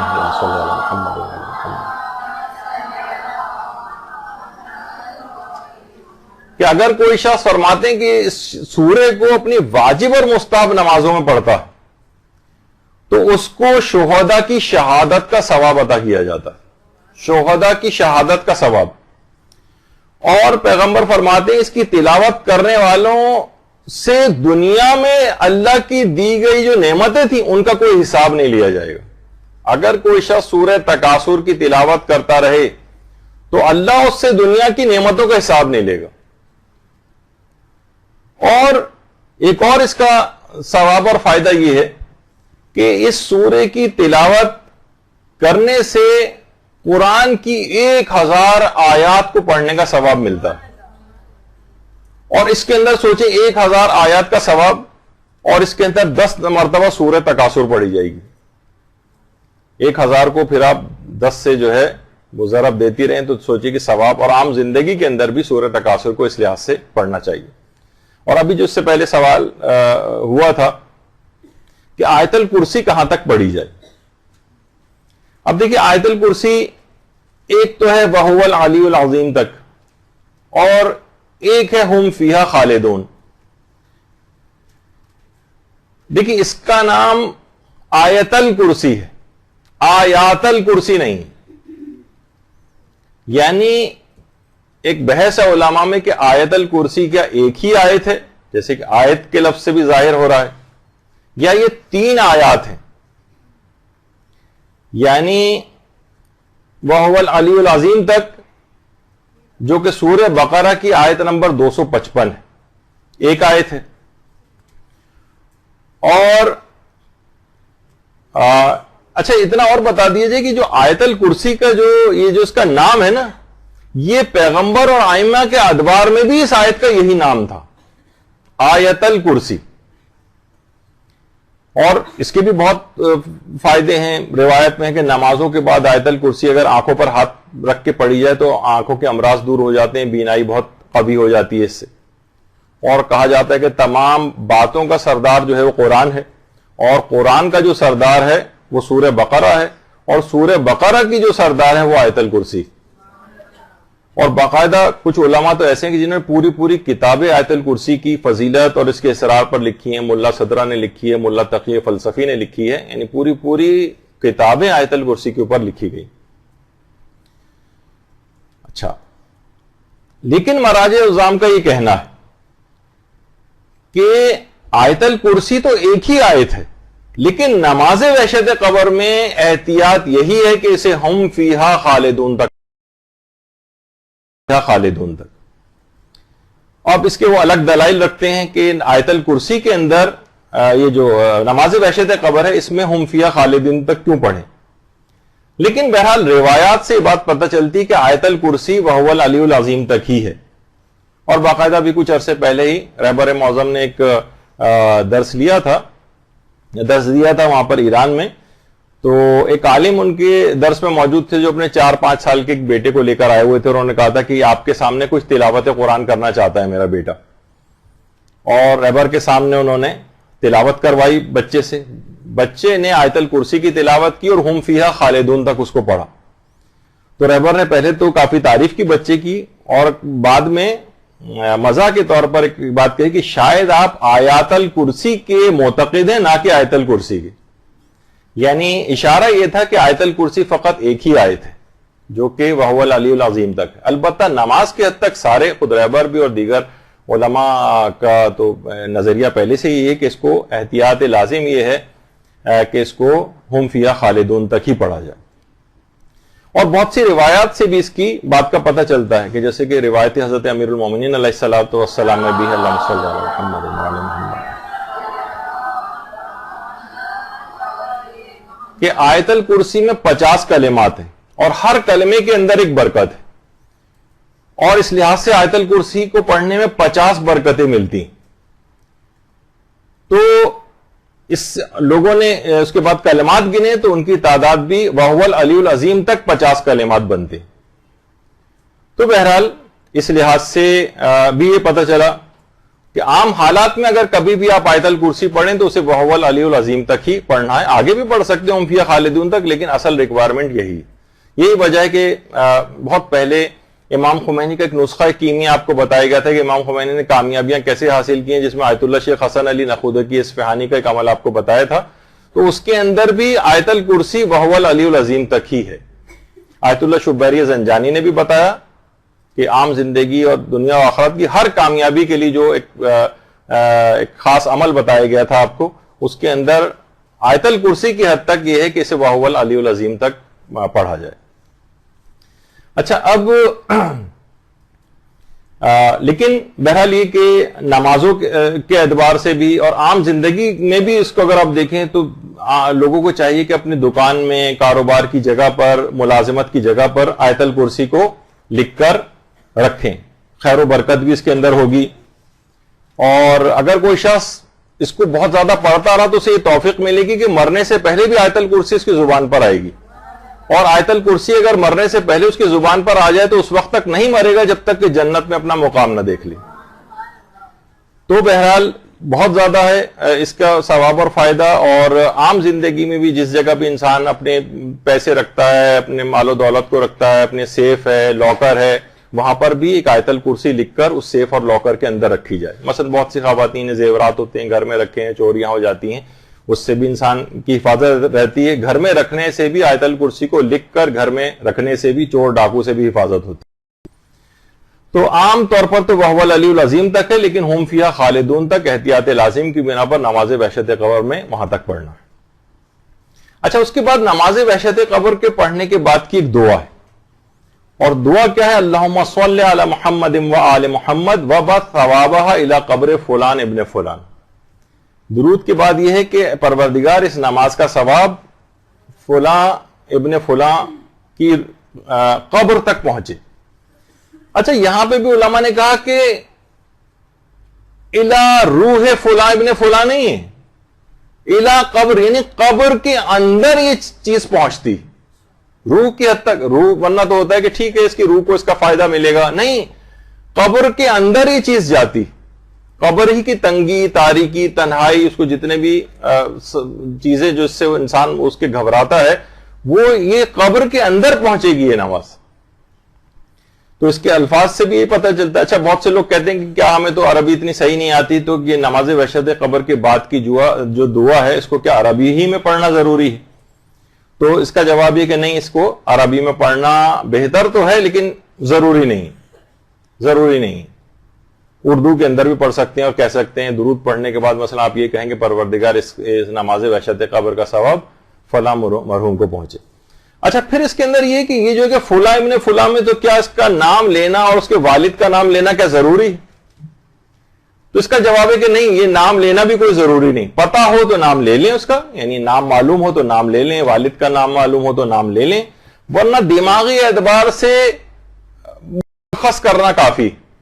مثلا کوئی کہے کہ آج میں مثلا نماز جماعت کے لیے مسجد گیا تھا، جس مرحوم کی جو آج نماز جنازہ پڑھی گئی تھی اس کے بعد اسے تدفین کے لیے لے گئے تھے، اب رات کے 7-8 بج رہے ہیں، تو وہ اس مرحوم کے لیے میں یہ نماز وحشت قبر پڑھتا ہوں، تو اس لحاظ سے اتنا بھی کافی۔ یا میرے جو فلاں رشتہ دار یا فلاں مومن کا جہاں آج مسجد میں اعلان ہو رہا تھا، جن کے لیے اب مجھے ان کا نام یاد نہیں رہا، لیکن میں ان کے لیے مثلا یہ نماز وحشت قبر پڑھتا ہوں، یعنی اس کا نام لینا ضروری نہیں۔ حتیٰ کہ جو سورہ فاتحہ پڑھی جاتی ہے، حتیٰ کہ جو تلاوت قرآن کی جاتی ہے، اس کے میں بھی کہیں پہ بھی نام لینا ضروری نہیں۔ البتہ اگر والدین کے لیے نیک اعمال یا سورہ فاتحہ یا وغیرہ جو پڑھی جاتی ہے، اس میں بہتر ہے کہ والدین کا نام لیا جائے۔ مثلا حقیقت یہ ہے کہ انسان جیسے اکثر بچوں سے بھی پوچھیں تو ان کو اپنے دادا کا نام نہیں پتا ہوتا، پردادا کا تو بہت ہی شاذ لوگوں کو پتا ہوتا ہے۔ تو بس دیکھا جائے تو ناموں کی حقیقت یہی ہے کہ انسان جن کے لیے اتنی محنتیں کرتا ہے، ایک نسل کے بعد تو لوگ اس کا نام بھی بھول جاتے ہیں۔ تو بہرحال اس جگہ کو یاد رکھنا چاہیے کہ جہاں ہمیشہ رہنا ہے۔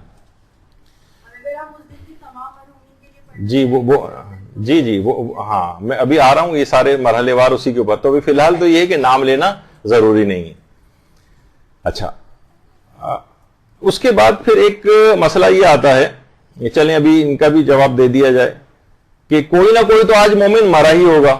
مثلا ہم نہ مسجد گئے، نہ کسی سے کہیں سے اطلاع کوئی آئی، لیکن اتنی بڑی دنیا ہے، کوئی نہ کوئی تو مومن اس دنیا سے گیا ہوگا۔ تو جو بھی گیا ہو اس کو وحشت قبر، یا ایک ضروری نہیں کہ ایک گیا ہو، بہت سارے گئے ہوں، مثلا ہو سکتا ہے کہ ایک دن میں 100 مومنین جو انتقال کر گئے ہوں پوری دنیا میں ملا کر، تو رجائے مطلوبیت کی نیت سے ان سب کے لیے بھی ایک ہی نماز وحشت قبر پڑھی جا سکتی، رجائے مطلوبیت کی نیت سے. شاید یعنی رجائے مطلوبیت کہتے ہیں کہ یقینی طور پر ہم اس کو مستحب نہیں قرار دے سکتے، لیکن یہ کہ یعنی روایت میں ایک شخص کے لیے ایک نماز وحشت قبر کا حکم آیا، تو کیا بہت سارے اشخاص کے لیے ایک ہی نماز پڑھی جا سکتی ہے؟ تو اس پہ علماء نے کہا کہ رجائے مطلوبیت کی نیت سے بہت سارے اشخاص کے لیے بھی نماز وحشت قبر پڑھی جا سکتی ہے.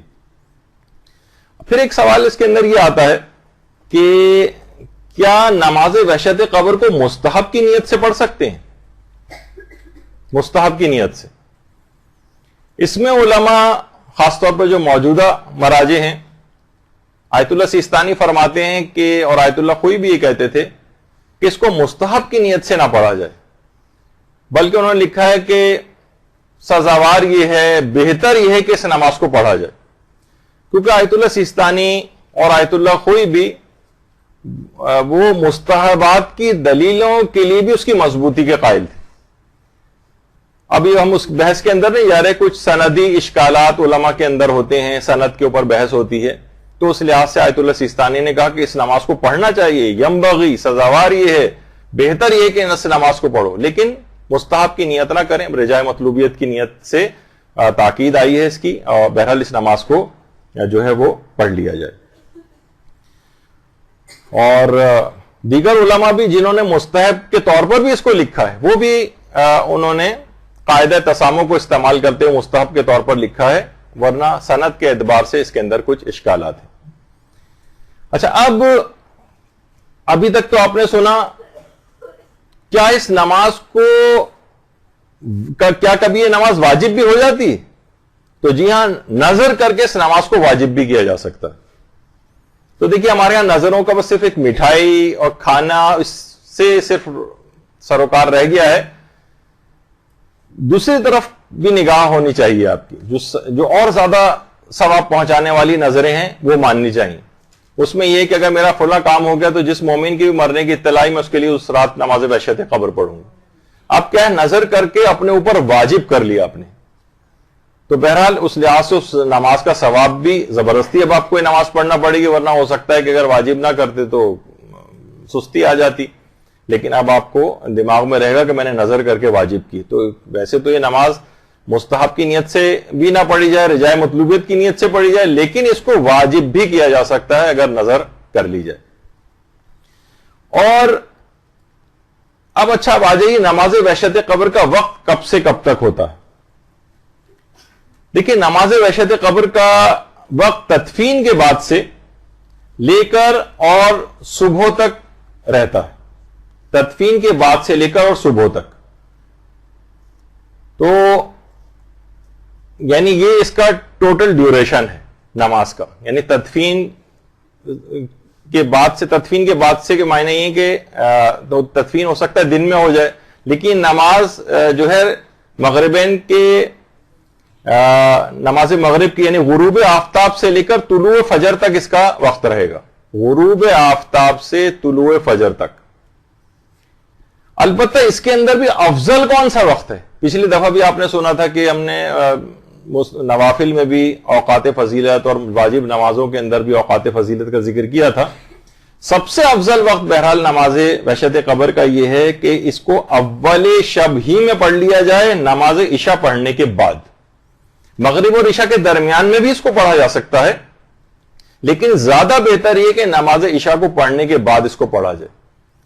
اور ویسے فجر تک پڑھی جا سکتی ہے، لیکن آیت اللہ ناصر مکارم شیرازی نے بھی لکھا ہے کہ اصلاً یہ جس وقت تدفین کے بعد فوراً ہی منکر و نکیر آ جاتے، فوراً.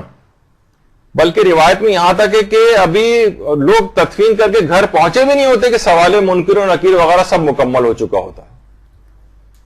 تو بہرحال اس لحاظ سے اس کو جلد سے جلد پڑھ لینا چاہیے، جتنے بھی جلد ہو سکے.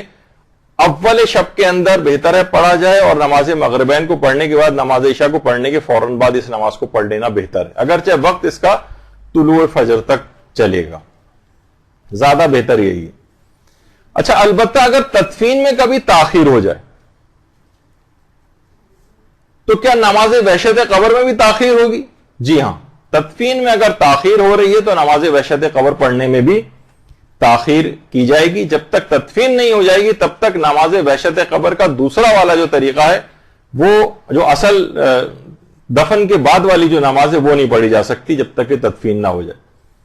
کیونکہ بعض اوقات یہ ہوتا ہے کہ میت ہو سکتا ہے کسی دوسرے ملک سے جو ہے وہ آ رہی ہو، یا مثلا یہ بھی ہوتا ہے کہ اکثر لوگوں کے ساتھ یہ دیکھنے میں آیا ہے کہ جناب کچھ لوائقین ہیں جو دوسرے ملک سے آ رہے ہیں، دوسرے شہر سے آ رہے ہیں، ان کا انتظار کیا جاتا ہے.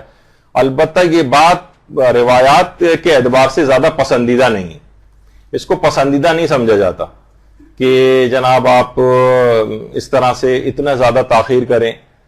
مردہ بھی جلد سے جلد دفن ہونا چاہتا ہے، تو اس میں کوشش یہ کی جائے کہ تدفین کر دی جائے، سوائے اس کے کہ کوئی اور بہت اہم یا ضروری ایسی کوئی چیز جس میں انتظار کرنا ہی ضروری ہو. اور اگر انتظار کیا بھی جا رہا ہے تو پہلے والے طریقے والی نماز کم سے کم پڑھ دی جائے، تو تدفین سے پہلے والی جو ہے وہ پڑھی جاتی.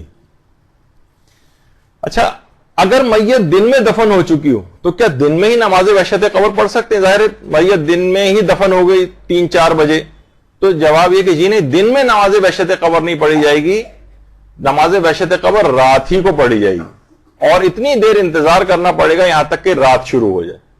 چاہے ہو سکتا ہے فجر کے بعد تدفین ہو گئی ہو سکتا ہے ظہر کے وقت تدفین ہو گئی ہو، ظہر کے بعد تدفین ہو گئی ہو، لیکن انتظار کرنا پڑے گا غروب آفتاب کا، اور جب غروب آفتاب ہو جائے گی تب یہ نماز پڑھی جائے گی. اچھا بعض اوقات یہ ہوتا ہے کسی مومن کے مرنے کی کوئی اطلاع نہ ہو، غائب ہو جائے، اور امکان ہو کہ شاید یہ مومن انتقال کر گیا ہوگا، بہت عرصے سے اس کی کوئی خبر نہیں آ رہی. تو مثلا جنگ ہے، جنگ میں کوئی شخص غائب ہو گیا، بہت سارے ایسے چیزیں ہو سکتی ہیں. تو بہرحال اگر کوئی شخص مستحب تو نہیں ہے اس لحاظ سے کہ اس کی نماز وحشت قبر جو ہے وہ پڑھی جائے، البتہ کچھ علماء نے پھر بھی کہا کہ رجائے مطلوبیت کی نیت سے پڑھ سکتے ہیں. ایک بہرحال ایک اچھی چیز یہ ہے کہ نمازی تو ہے، اور نماز پڑھ کے اس کا ثواب کہ امید ہے کہ پروردگار اس کا ثواب اس کو اس شخص تک پہنچا دے جو ہمیں پتہ نہیں چل رہا ہے. اچھا بہت سے ایسے بھی ہوتے ہیں کہ اگر مرنے کے کئی دن بعد اطلاع ملے، ہمارا تو بہت دل تھا کہ فلاں ہمارا رشتہ دار ہے، ہم اس کی نماز وحشت قبر پڑھتے، لیکن کیا کریں اطلاع ہی ہمیں 1 ہفتے بعد مل رہی ہے. تو جیسے ہی اطلاع ملے کہ ہم اس رات کو نماز وحشت قبر پڑھ سکتے ہیں، تو جواب ہے کہ جی نہیں، نماز وحشت قبر کئی دنوں کے بعد نہیں پڑھی جا سکتی، اور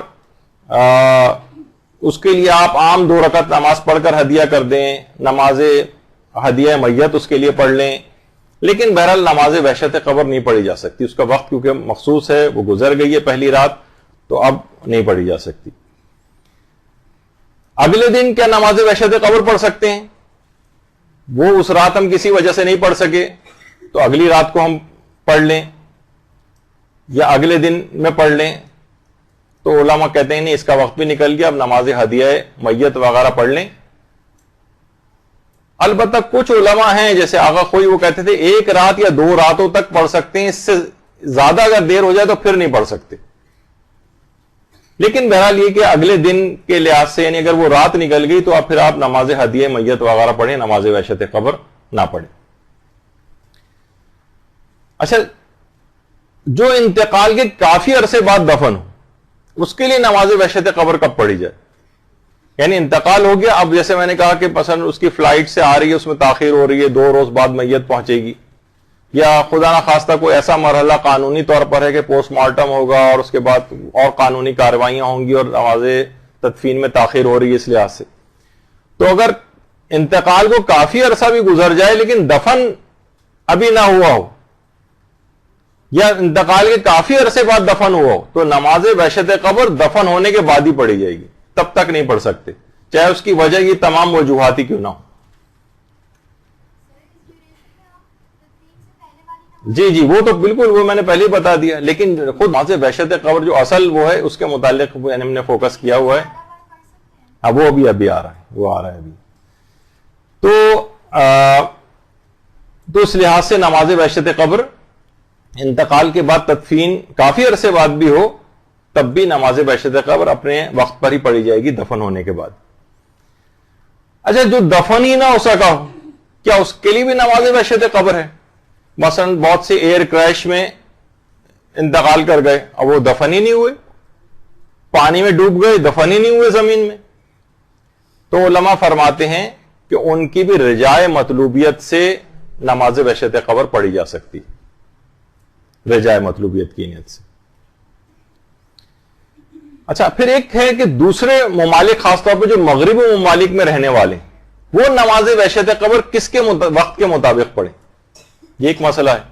مثلا ہمارے یہاں پر ابھی رات تھی جہاں مردے کا انتقال ہوا, اب دوسرے مثلا مغربی ممالک میں اس وقت دن نکلا ہوا ہے, کیا وہ اپنی جگہ پہ رات ہونے کا انتظار کریں یا اسی مردے کا جہاں انتقال ہوا اس کی رات کو مد نظر رکھتے ہوئے وہاں دن میں ہی پڑھ لیں؟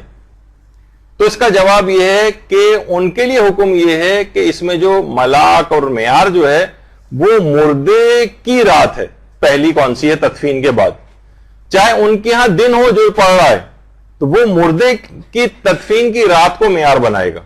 یعنی وہاں پر وہ دن, ورنہ دن میں نماز بحشت قبر نہیں پڑھی جاتی, لیکن جو مغربی ممالک میں ایسی جگہ پر ہے کہ جہاں پر اس وقت دن نکلا ہوا ہے اور یہاں پر تو یہ یہاں کی رات کے مطابق وہاں دن میں ہی نماز پڑھ لے گا. تو نماز بحشت قبر میں مردے کی تدفین معیار ہے, مردے کی تدفین والی رات جو ہے وہ معیار ہے. پڑھنے والا اگر کسی ایسے ملک میں جہاں دن نکلا ہوا ہے تو وہ دن میں ہی سے نماز کو پڑھے گا. اچھا پھر اس کے بعد کیا دوسرے ممالک کے رہنے والے 2 مرتبہ اس نماز کو پڑھ سکتے ہیں؟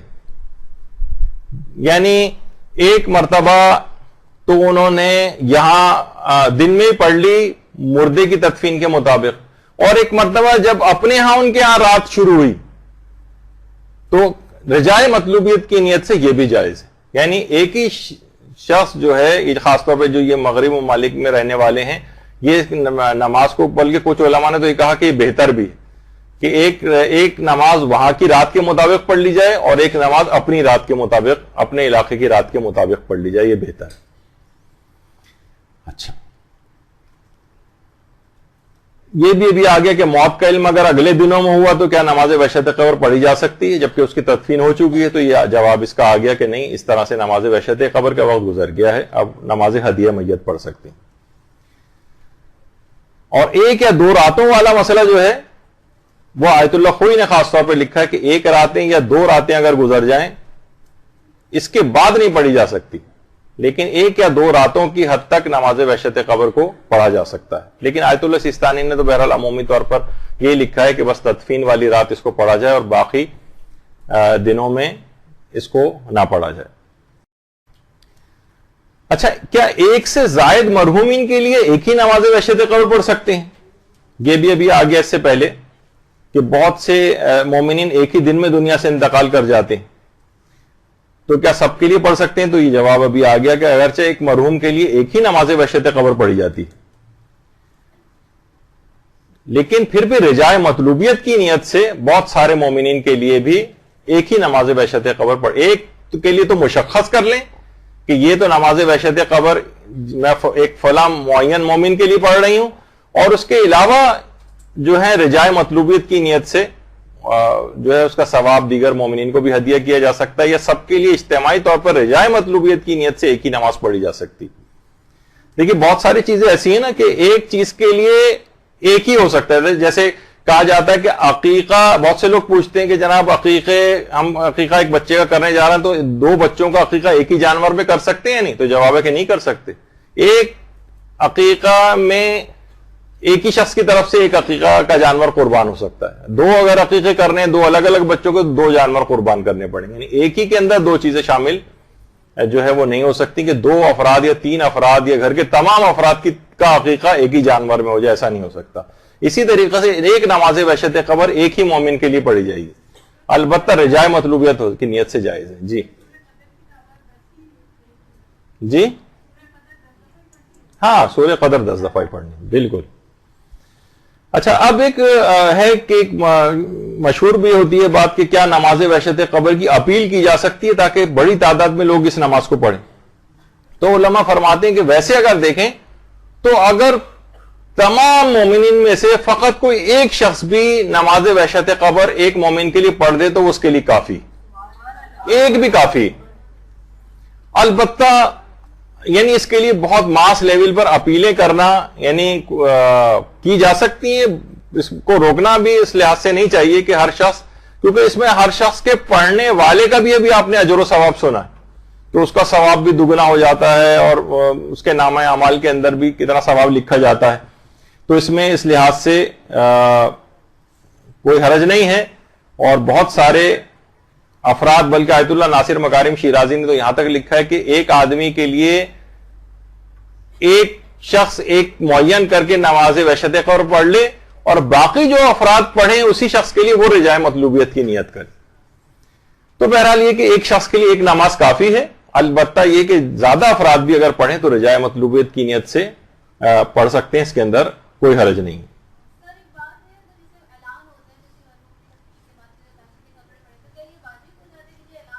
نہیں، واجب کیوں ہوگا؟ خود نماز وحشت قبر ہی مستحب ہونا اس کا ثابت نہیں ہے تو صرف اعلان سن کر ہم پہ واجب نہیں ہوتی کوئی چیز. البتہ یہ ہے کہ ایک خود ہی انسان کو شوق پیدا ہوتا ہے، ثواب لینے کا ایک موقع اس کے ہاتھ میں آ جاتا ہے تو ضرور پڑھ لے. اچھا، اب جیسے کہ بھی آپ نے سنا کہ طلوع فجر تک مسلسل اس کے نامہ اعمال میں نیکیاں لکھی جاتی رہتی ہیں اور 40 درجات میں اس شخص کے اضافہ ہوتا ہے. جو شخص بھی نماز وحشت قبر پڑھتا ہے تو اس لحاظ سے کوئی ایسی سننے کو آتی ہے تو بہرحال انسان کو چاہیے کہ وہ نماز وحشت قبر پڑھے. اچھا، ایک چیز اور بھی مشہور ہے کہ مستحب یہ کہ نماز وحشت قبر میں 40 کا عدد مکمل کیا جائے. ایک چیز مشہور ہے تو کہ اس بات میں کس قدر صداقت ہے؟ علماء فرماتے ہیں کہ اس کی کوئی شرعی حیثیت نہیں ہے، اس بات کی اس کا کوئی شرعی پروف نہیں ہے اور کہ 40 لوگ ہی اس کو پڑھیں. بہت سے لوگ تو باقاعدہ اس لحاظ سے وصیت کر کے بھی جاتے ہیں اور کہتے ہیں کہ نماز وحشت قبر کے لیے ہمارے مال سے 40 مومنین سے نماز وحشت قبر پڑھوائی جائے. تو اگرچہ وہ صحیح ہے، وہ بھی پڑھ سکتے ہیں، اس میں کوئی حرج کی بات نہیں ہے. لیکن بہرحال یہ کہ 40 کے عدد کی کوئی یعنی شریعت نے اس بات کا تقاضا نہیں کیا گیا ہے کہ آپ 40 کا عدد مکمل کریں. ایک شخص کے لیے بس ایک نماز جو ہے اس لحاظ سے کافی ہے. اچھا، کیا ایک مرحوم کے لیے ایک ہی شخص کئی بار نماز وحشت قبر پڑھ سکتا ہے؟ مثلا اس کے قریبی رشتہ دار ہیں، وہ چاہ رہے ہیں کہ نہیں، میرا ظاہر قریبی ہوتے ہیں تو ان سے جذباتی ایفیلیشن بھی زیادہ، ایک دفعہ ہم نے پڑھ لی لیکن دل کو قرار نہیں آ رہا، ہم چاہتے ہیں اسے اور فائدہ ملے، ایک اور دفعہ پڑھیں، ایک اور دفعہ دل چاہ رہا ہے، 3 دفعہ مثلا پڑھ رہے ہیں. تو کیا ایک ہی مرحوم کے لیے ایک ہی شخص کئی بار نماز وحشت قبر پڑھ سکتا ہے؟ تو جواب یہ ہے کہ رجاء مطلوبیت کی نیت سے پڑھ سکتا ہے. رجاء مطلوبیت والی نیت یعنی امید ثواب میں انشاءاللہ پروردگار، کیونکہ نماز بہرحال ایک اچھی چیز ہے تو اس کا ثواب اور فائدہ مردے کا بڑھتا چلا جائے، خود اس کے لیے بڑھتا چلا جائے. البتہ مستحب ہونے کی نیت نہیں کرے گا کہ اللہ نے کہا ہے کہ بار بار نماز وحشت قبر پڑھو، یہ والی نیت نہیں، بلکہ اپنی طرف سے ہم اس کو ایک امید ثواب کے اندر عمل کو انجام دینا چاہتے ہیں. اس میں بھی کوئی حرج نہیں. پھر ابھی ایک سوال آیا، اس سے پہلے ہوا تھا کہ کیا نماز وحشت قبر کو اجرت دے کر پڑھوا سکتے ہیں؟ اچھا، ہمارا پیسے دے کر پڑھوانا اور دوسرے کسی فرد کا پیسے لے کر اجرت پہ اس نماز کو پڑھنا یہ جائز تو ہے، جائز تو ہے، لیکن علماء فرماتے ہیں کہ بہرحال اجرت کے عنوان سے اس کو نہ لیا جائے اور نہ دیا جائے، بلکہ دینے والا بخشش اور احسان کی نیت سے دے، اجرت کے طور پہ نہ دے. بہتر یہ ہے، یعنی جائز ہے پھر بھی لیکن بہتر یہ ہے.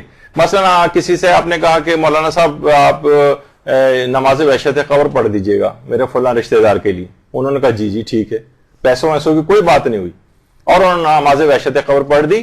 تو اس کے بعد آپ ہدیے کے عنوان سے ان کو نماز وحشت قبر کے وہ پیسے دے دیجئے اور وہ شخص بھی، لینے والا بھی ہدیے کے عنوان سے اس کو قبول کرے. یہ بہتر شمار کیا گیا ہے کہ یہ والی نیتیں ہوں، اس کے اندر اجرت والی بات نہ آئے. لیکن بہرحال اگر اجرت کے طور پر بھی ہو تو جائز ہے، یعنی اس میں کوئی ویسی حرج نہیں ہے کہ ایک مناسب اور افضلیت والی بات بتائی گئی. اچھا، اگر اجرت طے کر لی، مثلا بہت سے ہوتا ہے نا کہ فلاں رشتہ دار کی ہمارے طبیعت بہت خراب ہے اور ICU میں ہے اور ڈاکٹر نے جواب دے دیا ہے. اب کوئی مولانا صاحب آئے، آپ نے کہا مولانا صاحب اتنی اجرت دوں گا, آپ طالب علموں وغیرہ سے کہہ دیجیے گا اتنی تعداد کے اندر ان کے لیے نماز وحشت قبر پڑھ لیں. مولانا صاحب کو آپ نے پیسے دے دیے, وہ پیسے لے کے چلے گئے, اور ظاہر ہے کہ زندگی اور موت اللہ کے ہاتھ میں. بہرحال کئی دنوں بعد پھر ان صاحب کا جن کے متعلق کہا تھا انتقال ہوا. اب یہ جس نے اجرت لی تھی یہ بھول گیا اس رات کو پڑھنا. اب پہلی رات نکل گئی, اب اسے بعد میں یاد آ رہا ہے, تو کیا یہ کر سکتا ہے کہ بعد میں, کیونکہ اجرت لے چکا اب بعد میں نماز وحشت قبر پڑھ لے؟ اب علماء نے کہا نہیں, اجرت لینا اس کا جائز نہیں ہوگا. یا تو مالک کو راضی کرے, یا مالک سے معاف کروائے, یا اس کو پیسے واپس کرے. اور اگر مالک نہیں مل رہا, پتہ نہیں جس نے کہا تھا وہ کہاں چلے گئے, اب ہمارا ملاقات بھی ان سے نہیں ہو رہی ہے, تو یہ پیسہ مجہول المالک کے حکم میں ہوگا اور حاکم شرع کی اجازت سے اصل مالک کی طرف سے صدقہ کرنا پڑے گا. تو بہرحال کیونکہ ایک لحاظ سے تمام باتیں مکمل ہو جائیں نماز وحشت قبر کے اعتبار سے, کہ اگر کوئی شخص, کیونکہ مختلف جگہوں پہ لوگ اس کو سنتے ہیں, یا جو نماز وحشت قبر اجارے کے طور پر بالفرض اگر کر رہا ہے تو اس کو تدفین والی رات ہی اس کو پڑھنا ہے. وہ رات اگر اس نے اس طرح کسی بھی وجہ سے نکال دی تو یہ اس پیسے کا مالک نہیں بنے گا. جو اجرت اس نے اس رات کی طے کی ہے, پھر یا تو مالک کو راضی کرو, یا اس سے معاف کرواؤ, یا اس کو واپس کرو. نہیں مل رہا تو مجہول المالک کے عنوان سے اصل مالک کی طرف سے ان پیسوں کو صدقہ کرو. یعنی کھا نہیں سکتے نا نماز وحشت قبر, بعد میں آپ پڑھ سکتے ہیں کہ بھائی ٹھیک ہے اس وقت تو میرا نکل گیا موقع, میں اجرت بھی لے چکا ہوں, تو میں بعد میں نماز کو پڑھ دیتا ہوں, ثواب تو مل ہی جائے گا. نہیں, ایسا نہیں کر سکتے. ابھی وہ بھی آ رہا ہے آگے, ساری چیزیں مکمل ہوں گی بھی خارج. اچھا, کیا بہت سے افراد کی طرف سے اجارہ لے کر ایک ہی نماز وحشت قبر پڑھ سکتے ہیں؟ بہت سے دیکھیے لوگوں کے متعلق یہ بات آتی ہے, وہ کیا کرتے ہیں کہ مثلا ایک ہی, جیسے ہوتا ہے نا کہ آپ سنتی ہیں کہ ایک ہی خاندان کے 20 افراد مثلا جو وہ ہو گئے کسی حادثے میں, کریش ہو گیا جہاز, اور بہت ساری وجوہات سے, تو اب لوگ ان اجارے کے اوپر نماز وحشت قبر جو ہے وہ پڑھوا رہے ہیں. اب مثلا 20 افراد کا اجارہ ایک شخص کو دے دیا گیا, اس نے کہا کہ 20 افراد کا اجارہ اس نے لے لیا پیسے, لیکن ایک ہی نماز وحشت قبر پڑھ کر سب کو اس کا ثواب ہدیہ کر دیا, سب کی طرف سے پڑھ دے, تو یہ کافی نہیں. یعنی اس کو جتنی اس نے اجارے لیے ہیں اتنی ہی نماز وحشت قبر پڑھنا پڑیں گی. یعنی جتنے اجارے ہیں اتنی ہی نمازیں پڑھنا ہے. یعنی یہ نہیں کر سکتا کہ سب کی طرف سے ایک ہی نماز جو ہے وہ پڑھ دے. اچھا, اب ایک سوال اس کے اندر یہ بھی کہ نماز وحشت قبر کو جماعت سے پڑھا جا سکتا ہے؟ جواب ہے کہ نماز وحشت قبر جماعت سے نہیں پڑھی جا سکتی. اچھا, پھر ایک اور سوال آتا ہے کہ دیگر مسالک میں بھی کیا نماز وحشت قبر کا کوئی تصور ہے؟ تو جواب یہ ہے کہ دیگر مسالک جو ہیں, یعنی فقہ جعفری کے علاوہ, ان میں نماز وحشت قبر کا کوئی تصور نہیں, بلکہ کچھ مسالک تو باقاعدہ اس نماز کا نام لے کر اس کو بدعت بھی قرار دیتے ہیں. اور اب میں اس کی تفصیل میں نہیں جا رہا, لیکن بہرحال یہ عمومی طور پر ہے, لیکن ہمارے ہاں باقاعدہ اس کی روایات موجود ہیں اور اس کے ثواب اور فوائد جو ہیں وہ بتائے گئے. کیا غیر شیعہ مسلمان کی نماز وحشت قبر پڑھی جا سکتی ہے؟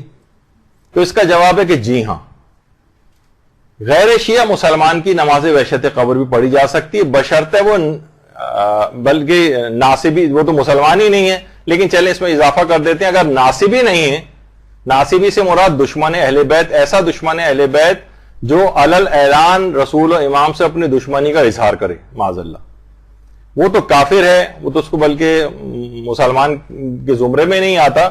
یعنی ناصبی کے لیے نہیں پڑھی جا سکتی, لیکن غیر شیعہ مسلمان کے لیے نماز وحشت قبر پڑھی جا سکتی. دیکھیے بہت سارے افراد ایسے ہیں جن تک حق نہیں پہنچا, انہیں مستضعف کہا جاتا ہے, بہت سے لوگوں تک حق بات نہیں پہنچی ہے اور ولایت امیر المومنین کے قائل نہیں ہیں. تو بہرحال پروردگار عالم, اور کچھ روایت سے یہ بات بھی پتہ چلتی ہے اور اس کے واقعات بھی ہیں اور جو علماء نے نقل کیے ہیں کہ قبر میں جانے کے بعد ایسے غیر متعصب افراد جو ہیں جن تک حق نہیں پہنچا ہے, ان کو قبر میں ولایت علی کی تعلیم دی جائے گی. اور اللہم صلی علی محمد و علی محمد.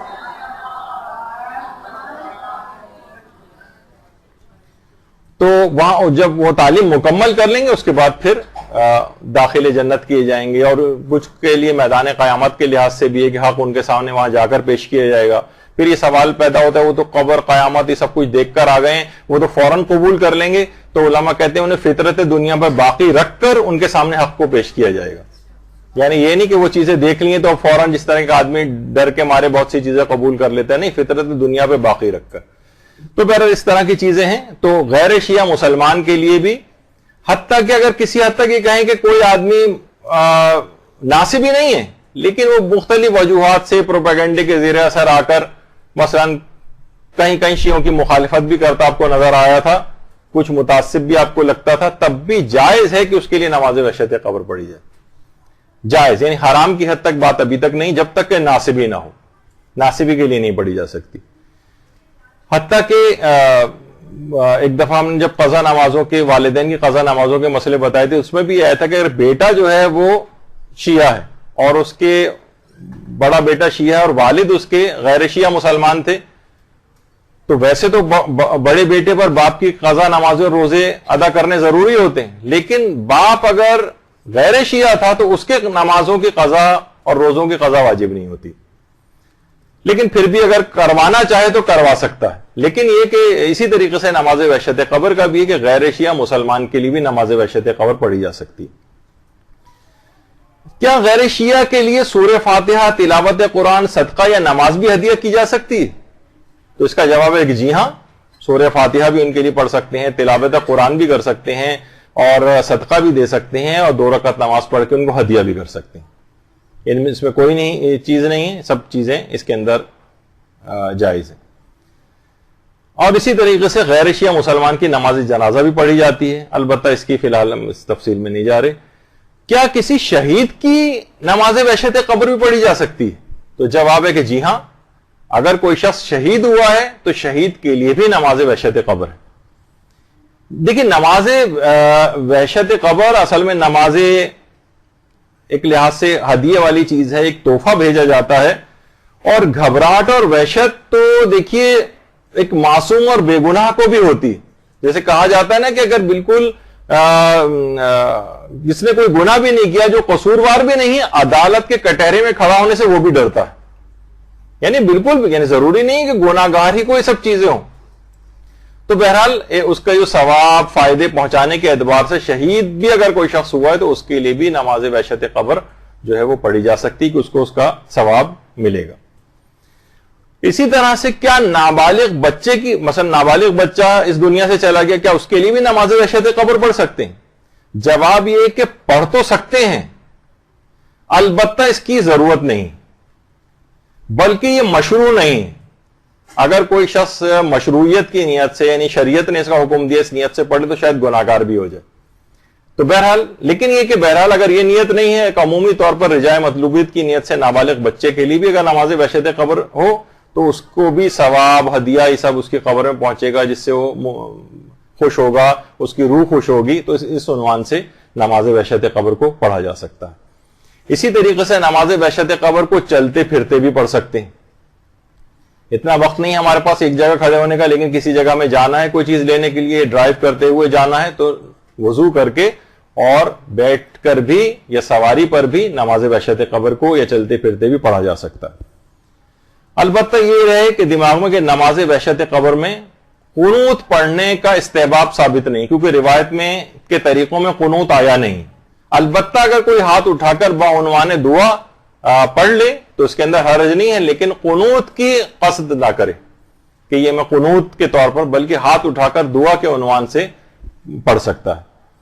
اور نماز وحشت قبر کے لیے اذان اور اقامت بھی نہیں, یعنی کوئی شخص اذان و اقامت دینا بھی چاہے کہ میں اپنے طور پر ایک ثواب لینے کے لیے اذان و اقامت کہوں تو شاید یہ گناہ بھی ہو جائے. تو اذان و اقامت نہیں ہے اس کے لیے. اور ایک مسئلہ یہ بھی ہے, بعض اوقات یہ ہوتا ہے کہ کیا نوافل یومیہ کے ساتھ نماز وحشت قبر کا تداخل کر سکتے ہیں؟ مثلا یہ کہ نماز نافلہ مغرب آپ پڑھ رہی تھیں, تو آپ نے سوچا کہ اسی کے اندر یہ بھی 2 رکعت کر کے 4 رکعتیں ہیں نافلہ مغرب کی, تو ہم 2 رکعت نافلہ مغرب کی نیت کے ساتھ ہی اگر ہم 2 رکعت نماز وحشت قبر کی بھی نیت کر لیں تو کیا ایسا کیا جا سکتا ہے؟ تو باقاعدہ اس کو لکھ کر بھی پوچھا گیا. وکیل سے تو وہاں سے جواب آیا کہ یہ بات بہت بعید ہے، یعنی ایسا نہیں کیا جا سکتا، یعنی نوافل یومیہ کے ساتھ نماز وحشت قبر کا تداخل یہ نہ کیا جائے۔ چلیں کہ جس کو سمجھ نہیں آیا اس کو رہنے دیں۔ اچھا، علماء نے ایک چیز اور بھی کتابوں میں نقل کی کہ وحشت قبر کے لیے تو یہ نماز ہی ہے، اور وحشت قبر کو دور کرنے والا بھی ایک عمل ہے، اور وہ ہے کہ اگر انسان کامل ترین رکوع کرے، کامل ترین رکوع۔ ہمارے پانچویں امام محمد باقر علیہ الصلوۃ والسلام فرماتے ہیں اللہم صلی علی محمد وعلی محمد، کہ جو شخص بھی کامل ترین رکوع کرے گا قبر میں اس کو وحشت نہیں ہوگی۔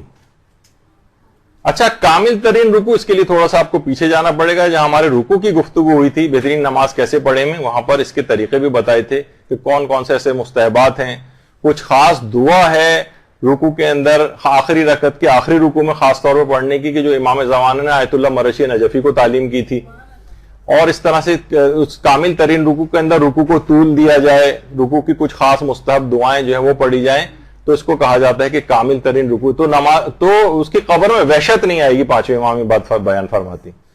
تو نماز وحشت ہی نہیں بلکہ عام زندگی کا بھی ایک عمل ایسا ہے جس سے آپ روزانہ بھی کر سکتے ہیں، جس سے قبر میں وحشت داخل نہ ہو۔ اچھا، اب دیکھیے اتنی اہم ہے یہ، بہرحال یہ نماز کے عرفا اس نماز کو روحانیت کو بڑھانے کے لحاظ سے جو دستور العمل دیے جاتے ہیں اس کے اندر بھی تحریر فرمایا ہے اور لوگوں کو بتاتے ہیں۔ جیسے ملا حسین قلی حمدانی، ملا حسین قلی حمدانی نے باقاعدہ یہ چیز بتائی ہے، اور ملا حسین قلی حمدانی اتنے عظیم عالم جو ہے وہ گزرے ہیں کہ ان کے شاگردوں میں تھے آیت اللہ جواد ملکی تبریزی، جو امام خمینی کے عرفانیت کے استاد تھے آیت اللہ جواد ملکی تبریزی، یہ ملا حسین قلی حمدانی کے شاگرد تھے۔ اور ملا حسین قلی حمدانی اپنے شاگردوں کو باقاعدہ ایک دستور العمل دیتے تھے 6 چیزوں کا، کہتے تھے اگر تمہیں اپنی روحانیت قوی کرنی تو تم ان 6 چیزوں کے اوپر عمل کرو۔ وہ کون سی 6 چیزیں تھیں؟ ایک تو کہتے تھے ذکر یونسیہ، اس کو جتنی دفعہ کثرت کے ساتھ پڑھ سکو، لا الہ الا انت سبحانک انی کنت من الظالمین والا۔ دوسرا، شب جمعہ 100 مرتبہ سورہ قدر پڑھو۔ تیسرا، عصر جمعہ یعنی جمعے کے دن عصر کے وقت 100 مرتبہ سورہ قدر پڑھو۔ زیارت عاشورہ روز پڑھو۔ نماز اول ماہ، جب بھی مہینے کی شروعات ہو اول ماہ۔ اور چھٹی چیز تھی نماز وحشت قبر روزانہ پڑھو۔ یعنی باقاعدہ اس عمل کو، نماز وحشت قبر کو روحانیت کے اندر دخیل سمجھتے تھے۔ یعنی اگر کوئی شخص روزانہ اس کو پڑھے تو یعنی دستور العمل کے طور پر اپنے شاگردوں کو روحانیت قوی کرنے کے لیے اس کی تعلیم دی جاتی تھی۔ تو بہرحال یہ بہت ہی عظیم ایک ثواب کو حاصل کرنے والی چیز ہے۔